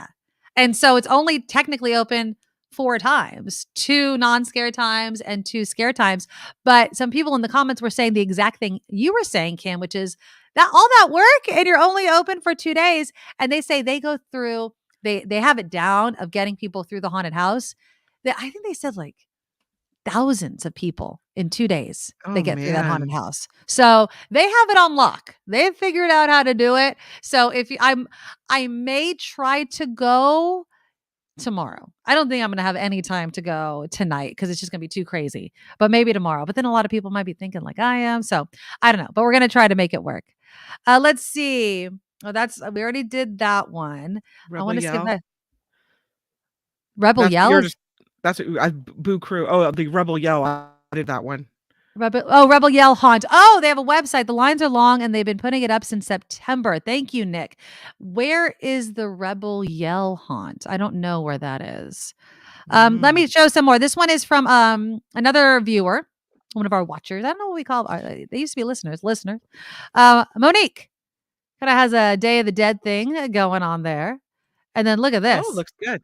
I know, right? Yeah. They look amazing as the Incredibles. So yeah, those are. I didn't get a picture of my kid. Did you take any Halloween pictures of your kids this year or what? I did. I don't have them ready to put up, but I went to the Halloween parade this morning, so I have pictures of Okay. Jacob as an angel, and then Julia went to a dance, a junior high dance Oh, on Friday night, and she dressed up as a narwhal. a narwhal. All right. Now, was this a Yeah. homemade narwhal, or were you Oh able no. to? No, it was a onesie that I bought on Amazon. I'm not as creative as you. You're so good. No, I just come up with the ideas, and my husband gets aggravated with me. My whole weekend, okay, was filled with trying to get things, and I'm totally gonna call my husband out. Like, when you go to the store and you call your spouse and you're like, "So this is all we need, right? Like, we've got everything." Yes, Right. yes, yes, yes. No, no, no. I mean, and then I'm like going to Home Depot and I'm looking for spray glue. And just to tell you, throwing a crime story here. So I go up to the lady at Home Depot because I can't find it. And while I love Home Depot, sometimes the sign on the aisle does not match what's in the aisle, in my opinion. So I go to the adhesive aisle, which you would think. And she says, I have 7 cans of this spray glue that I need for my son's costume. And I go, and they're all gone. She's like, someone stole 7 cans because the inventory Oh says there should be no. 7 cans. So then I had to go to another Home Depot, and I'm again in the adhesive aisle, and it's not there. And so I go up to the guy. I'm like, do you happen to have this? Because I didn't want to go somewhere else. He takes me to a completely different aisle. I think it was the paint aisle. I'm like, what is it doing here? But he had the exact spray adhesive that I wanted. But yeah, so between going to a foam company that does furniture for the foam to a bunch of Home Depots to find that, and then just to give myself props because it's my show and I could do so, painting that butter was a pain in the ass, just to let you know. Well, you probably We had had to hollow it out, right? No, Oh, so okay. what we did was my friend printed it out on a big piece of paper, and then I put it under the clear shower curtain and I painted over it. Okay. So I had the stencil, but I'm getting old, lady. Like, I sitting on the floor of a garage because that's how I had to do it for, I don't know, 40 minutes to get it, a couple coats on there. Oh, I definitely felt every year of my age while doing that. But yeah, it was a great fun. We try to be as creative as possible on Halloween. My husband always rolls his eyes at me because my son has a creative mind and I have a plan. I need my husband to execute it most times. Okay, we have a little bit of time, and I do want to get into this other story that you've had in your news regarding the blue check marks. So if I'm sure there's many people that listen and watch this show that don't have a Twitter account. I've had a Twitter account since 2008 or 9. I remember I got the Twitter account because maybe it was a little after that, probably 2009, 2010. And the reason I say that is because I live tweeted my labor with my son. Okay. So I kind of was just tweeting out every step of the way. And that was kind of the early stages of Twitter when people did stuff like that. And so, I loved it because the news was breaking, but am I verified? No. Are there a lot of Nikki Medoros out there? No. And I was a reporter back then. It wasn't something that I necessarily needed. Well, it was 2009 when a bunch of lawsuits started getting levied against Twitter. Kanye West, Tony La Russa, who actually settled his lawsuit with Twitter, they were complaining because people were pretending to be them on Twitter, saying terrible things that they never said, and basically impersonating them. And so they sued Twitter. Now, I don't know if the dollar amount was ever released. I was trying to Google it, but it was in June of 2009 when Tony La Russa settled his Twitter lawsuit. He had claimed that someone registered his own name and began posting offensive comments. He complained that the fake poster had caused him emotional distress. And he said there's a law against improperly using a person's name without authorization. And it wasn't authorized. Other people were saying, oh, it's a parody, blah, blah, blah. But if you're using someone's actual name, because there's a ton of fake Trump accounts and things like that, If you're using a person's actual name, why wouldn't someone think that it was the actual person? So that's where the blue check mark started. So now Elon Musk is playing with the idea of charging people to keep their blue check mark. Like, I could understand if moving forward you charged people and maybe they didn't meet the verification level, like you don't really need a blue check mark, but you want it anyway, charge those people. But one, charging people that are already verified sucks, because now they'll lose their blue check mark if they don't want to pay for it. And then allowing people to buy a blue check mark, in my mind, creates a situation where, what if somebody wants to have a blue check mark and their handle looks awfully close to a real person?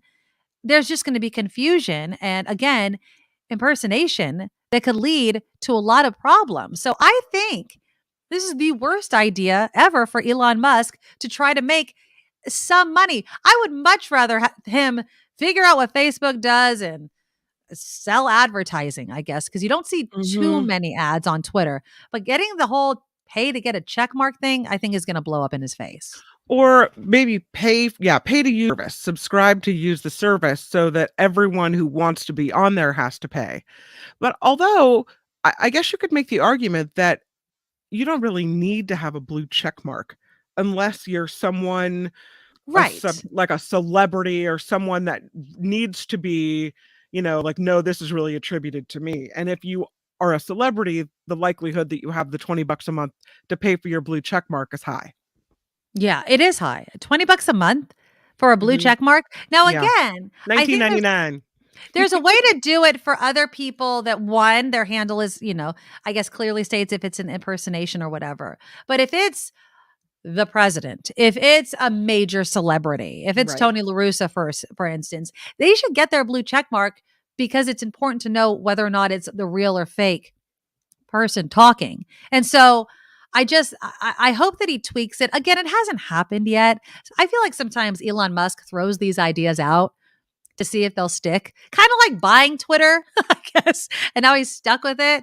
But yeah, subscription, Eric Kennedy saying subscription Twitter will shed most of its users the second money is required. Absolutely.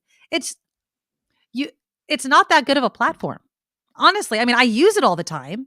But am I going to cry in my cereal if it's gone? No. And am I going to pay? No, I will not pay for social media. I am the product. They're sucking all my data. Yeah, they are. You know what I mean? Like, I'm not paying you to suck my data. That's not happening. So no.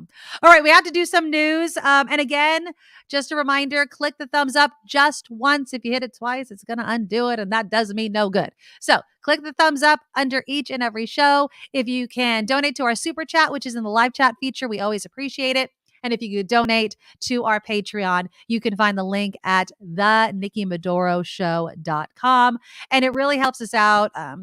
Gets, some money into my pocket and into Kim's pocket. And so we really, really do appreciate it. And anytime anybody can reach out to us, we try to respond as quickly as possible. So thank you so much. All right, let's get some news with Kim.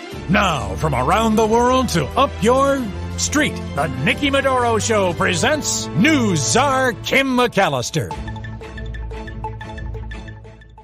This report sponsored by tax attorney Steve Moskowitz at 888 Tax Deal. Well, with federal charges of assault and attempted kidnapping now filed against the man accused of attacking Paul Pelosi on Friday, the FBI is giving more information about the case. The criminal complaint filed against David DePape details his discussion with police, saying his intention into breaking into Pelosi's home was to hold Nancy hostage. He told authorities that if Nancy were to tell DePape the truth, that he would let her go. But if not, he said he would break her kneecaps, that according to SF Gate. DePape later explaining that by hobbling the speaker, she would need to be wheeled into Congress, and that, he said, would show other federal lawmakers that there are consequences for their actions. DePape told authorities he saw Nancy as the leader of the pack and that she's responsible for all the lies told by the Democratic Party. Again, all this information coming out in the criminal complaint filed against the man accused of attacking 82-year-old Paul Pelosi on Friday. Santa Clara County Sheriff Lori Smith stepping down from her position amid an ongoing corruption trial. ABC7 reporting that Sheriff Lori Smith in Santa Clara told the Board of Supervisors that she has resigned her office effective immediately. I'll bring you more information on that as we get it. It's a big one because she's refusing to do that. Of course, the trial is underway right now where she's accused of corruption.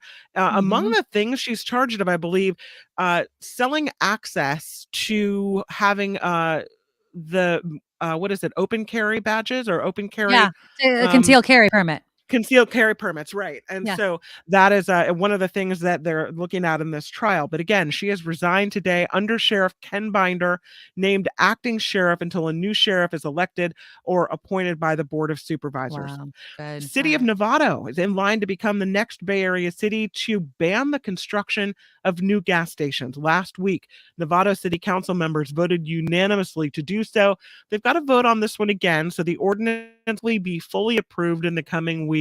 Novato's Mayor Eric Lucan telling SF Gate that in just over a decade, new gas-powered vehicles won't even be available for purchase in California.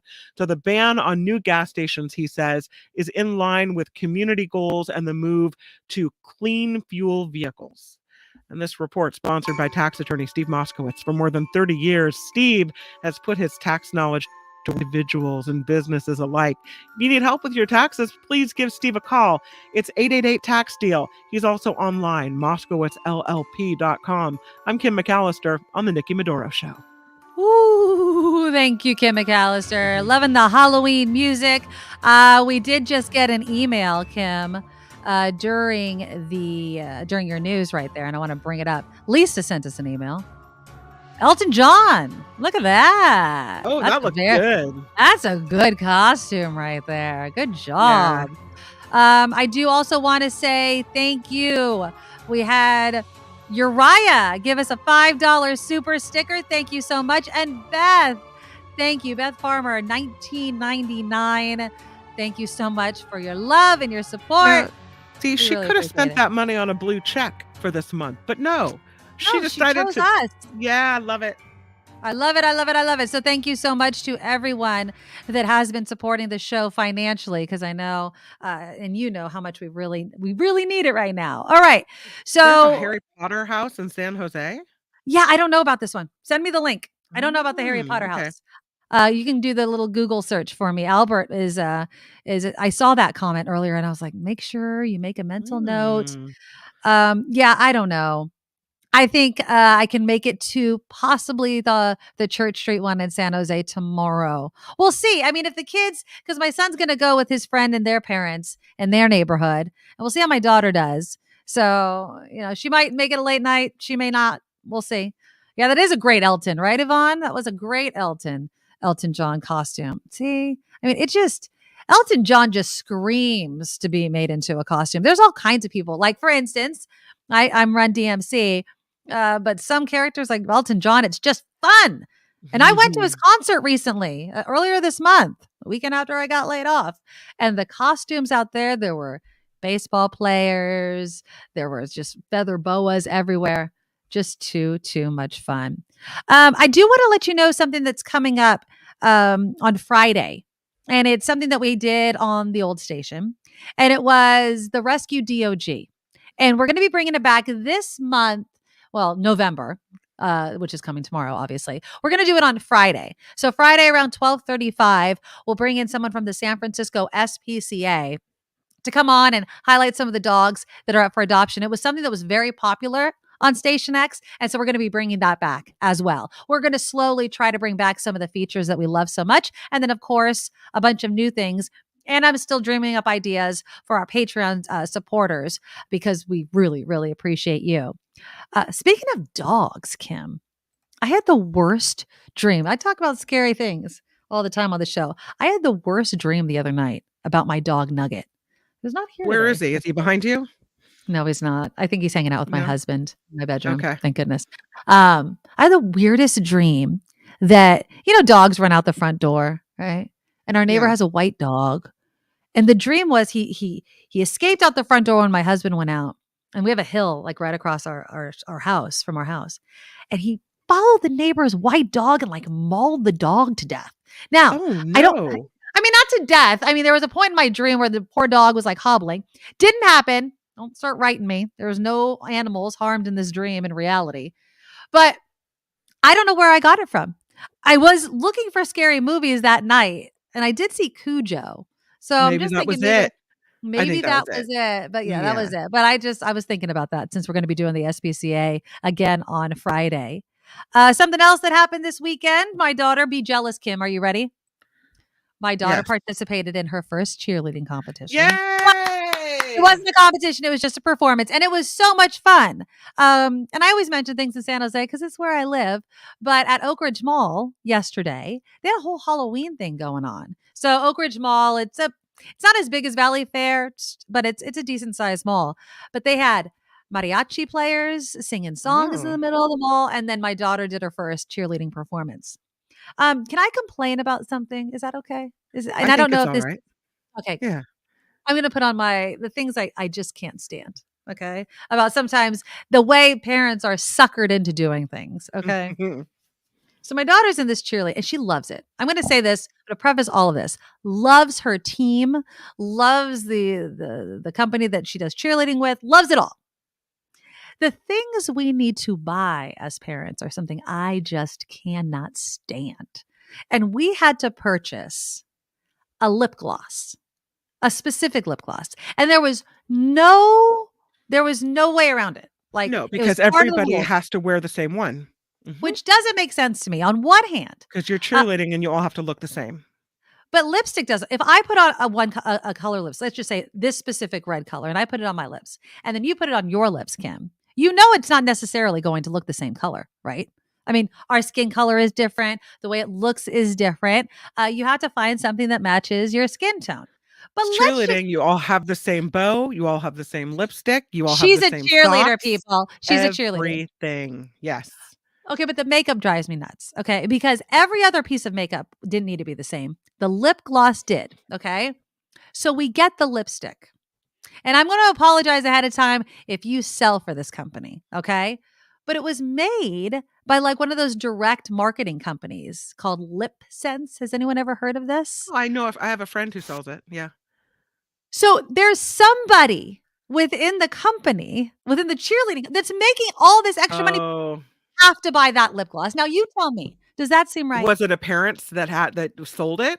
Calling out the parent, or I'm not really even calling out the cheerleading company, but it just chapped my hide that they were so it had to be that lip gloss. And it's not because of what you were saying about everyone looking the same. In my opinion, it's because someone's making cash. Someone wanted to, yeah. Well, if you're gonna have to buy a lip gloss, might as well, it was spend it here with me. It was $25. I don't spend $25 on lip gloss. Yeah, like that's my little bitch of the day. So Sorry. I have something to add about lip gloss and makeup in general. I was reading that is going bankrupt. That what was going bankrupt? I'm sorry? Revlon. Oh, Revlon. Okay. Yeah. So, I mean, I'm not sad about it. It's cheap makeup, right? Yeah, but I mean, it serves a purpose. But okay.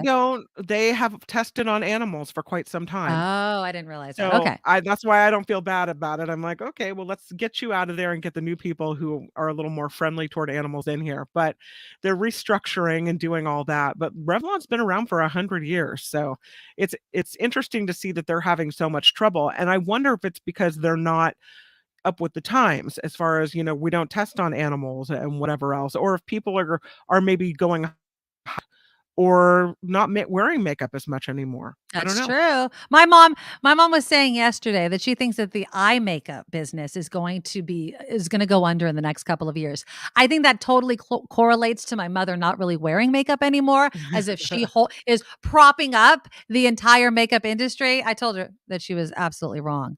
I like this comment by Wes.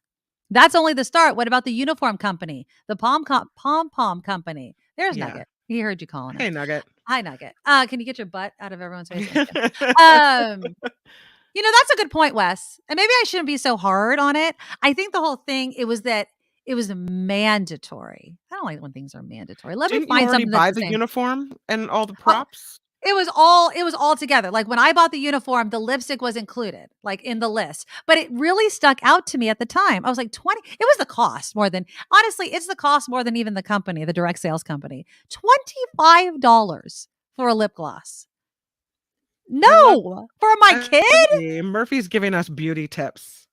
All right. The very best is Rihanna's Fenty Beauty Stunna lip paint, and it costs more, like Lip Sense, but one tube will last 2 years for competitions, and it stays all day through eating, drinking. Yeah, and I know that's why they chose the Lip Sense, is what Murphy's mentioning. It lasts.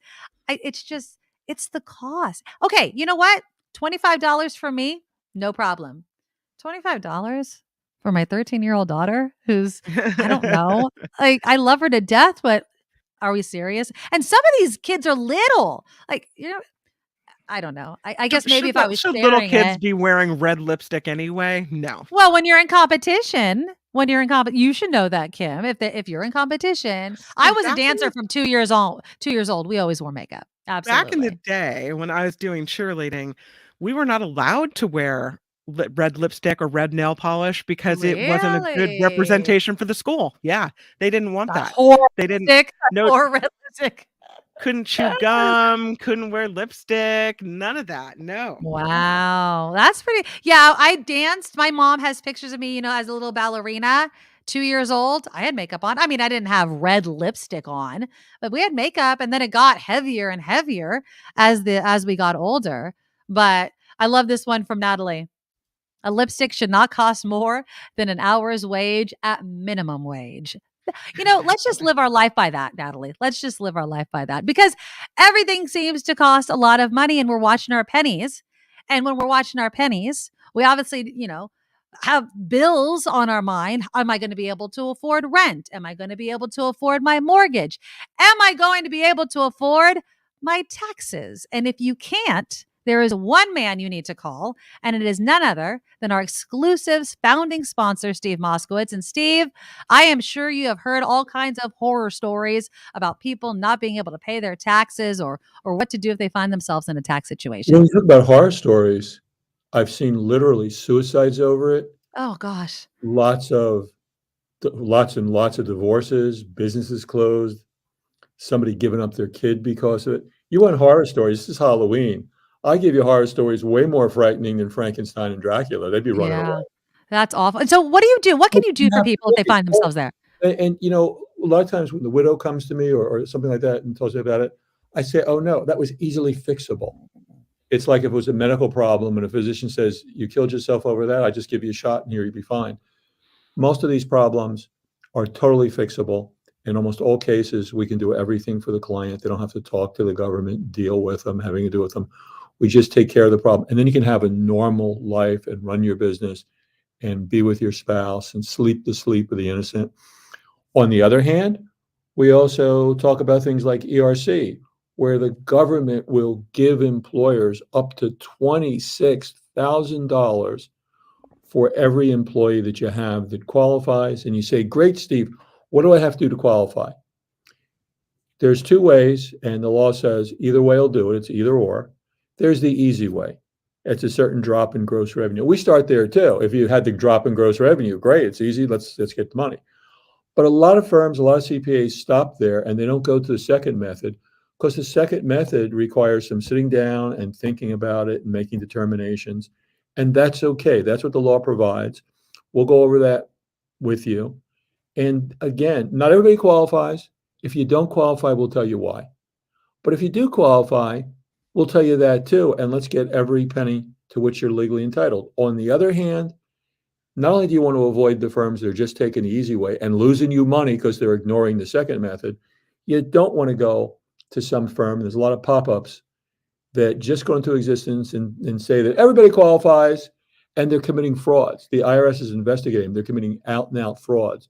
I don't think you need a lawyer to tell you you should never commit a fraud in anything. No tax frauds, no any kind of frauds. No. So you want to keep away from those two extremes. We've been practicing tax law for over 30 years. We're here for you. We'll explain everything to you. And we're simple. We will be direct with you, no beating around the bush. And if you qualify, and a lot of people do, let's go ahead and get your money for the government. And, everybody's facts, circumstance, the results can differ. We've had individual clients getting multiple millions of dollars over this, Nikki. Wow. And lots of people in hundreds of thousands. You tell some small business person you're getting 200, 300, 500,000. That's a big deal. Wow. And smaller amounts too. It's free money. By all means, you should take it. And the bottom line is the government has it there for you. Just take it. And we want to help you and get it for you if you qualify. Take that money. It's simple. You start the process by giving Steve a call at AAA Tax Deal or online at moskowitzllp.com. Dropping some knowledge on our viewers, Steve. I always appreciate it. Thanks so much. Love dropping some knowledge on them. Thank you. Bye. Yeah. So again, call Steve Moskowitz, 888 Tax Deal or moskowitzllp.com. A lot of comments about the lipstick, but I'm going to end it with this one. Don't sweat the small stuff. Just buy it. I did. They got me. They had me all locked in to do that. So of course I did.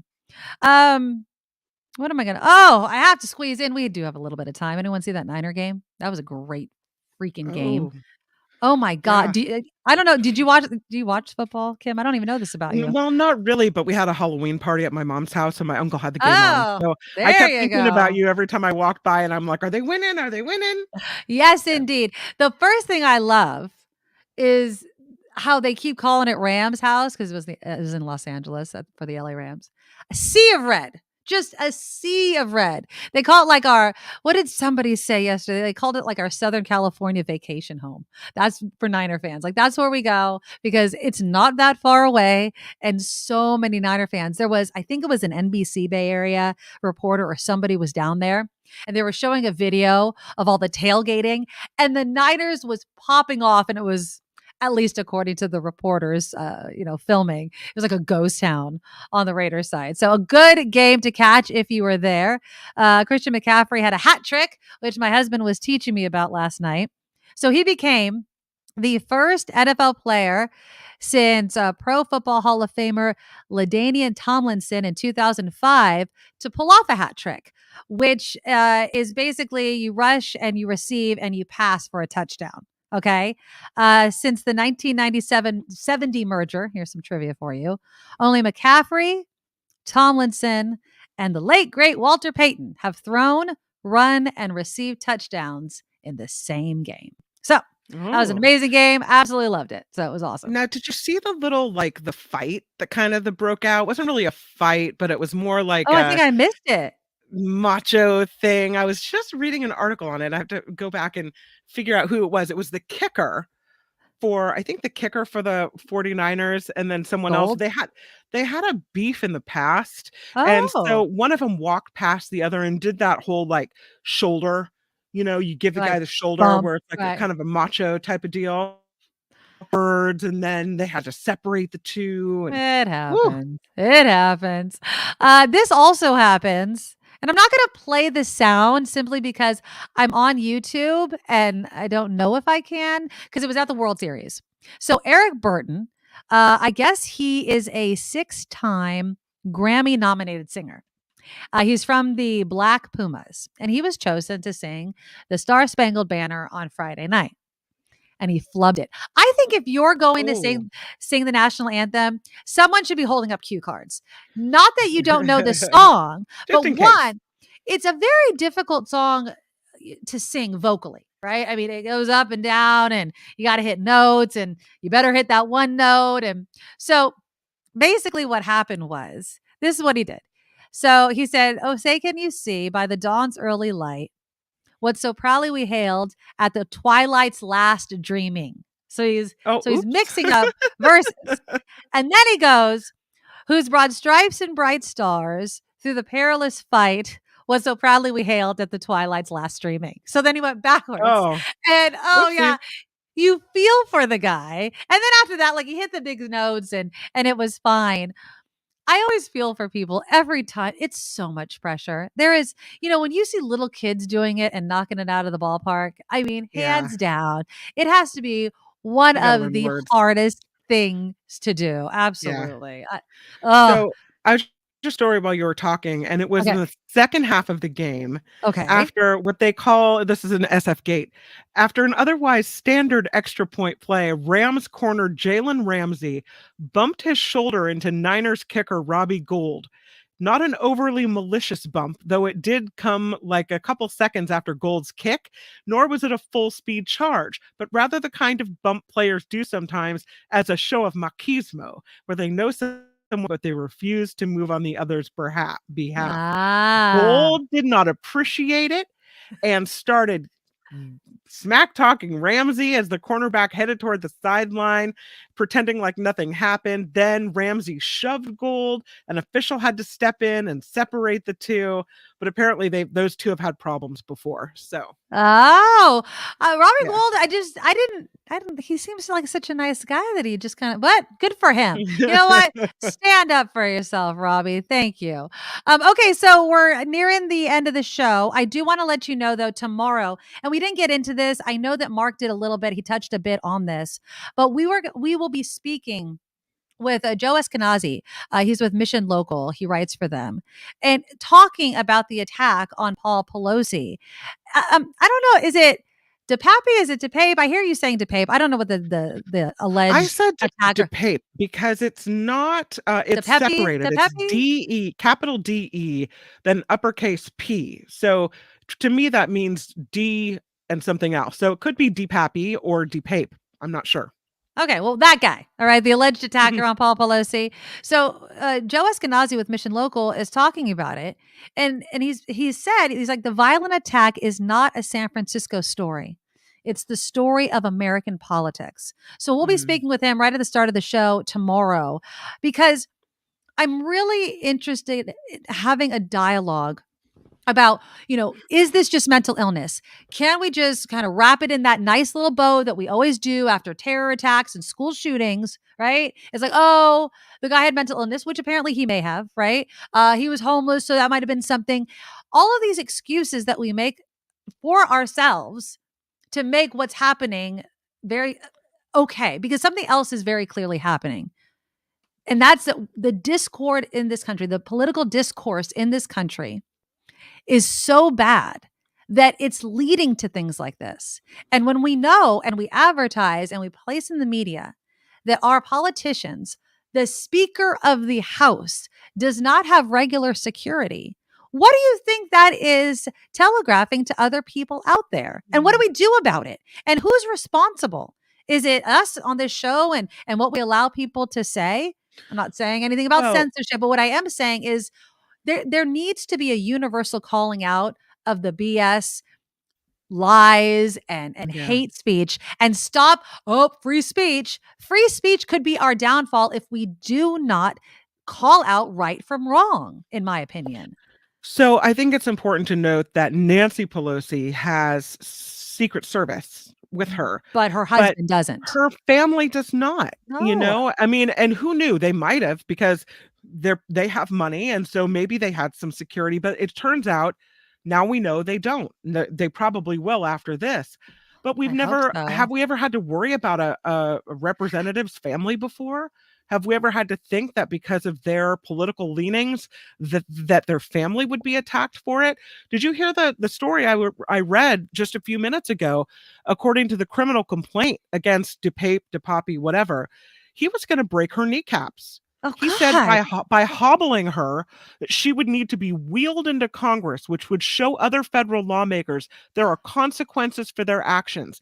He told apparently federal authorities that he saw Nancy Pelosi as the leader of the pack and said she's responsible for the lies told by the Democratic Party.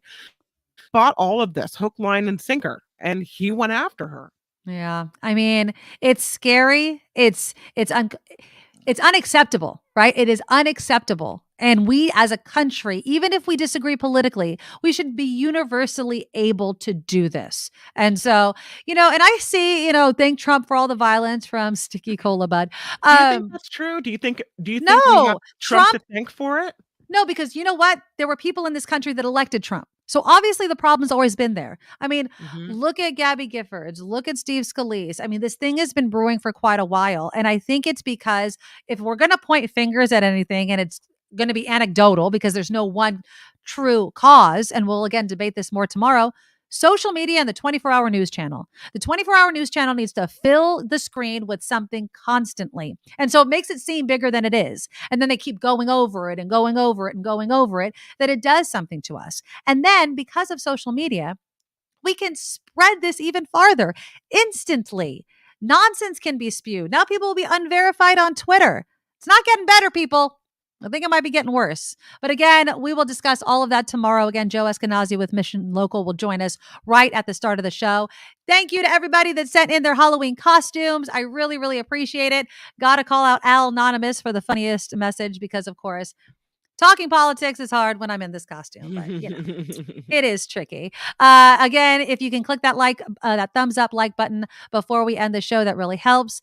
If you want to share any of our episodes of our show, if you want to donate to our Patreon, just go to thenikkimedoroshow.com. We really appreciate every little bit. It goes directly to us. There's no middleman. There's no direct marketing going on here at all.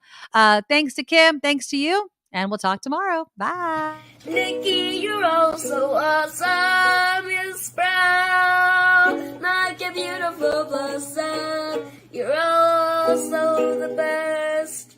I really can't rest. You're all so awesome. Wow. Okay.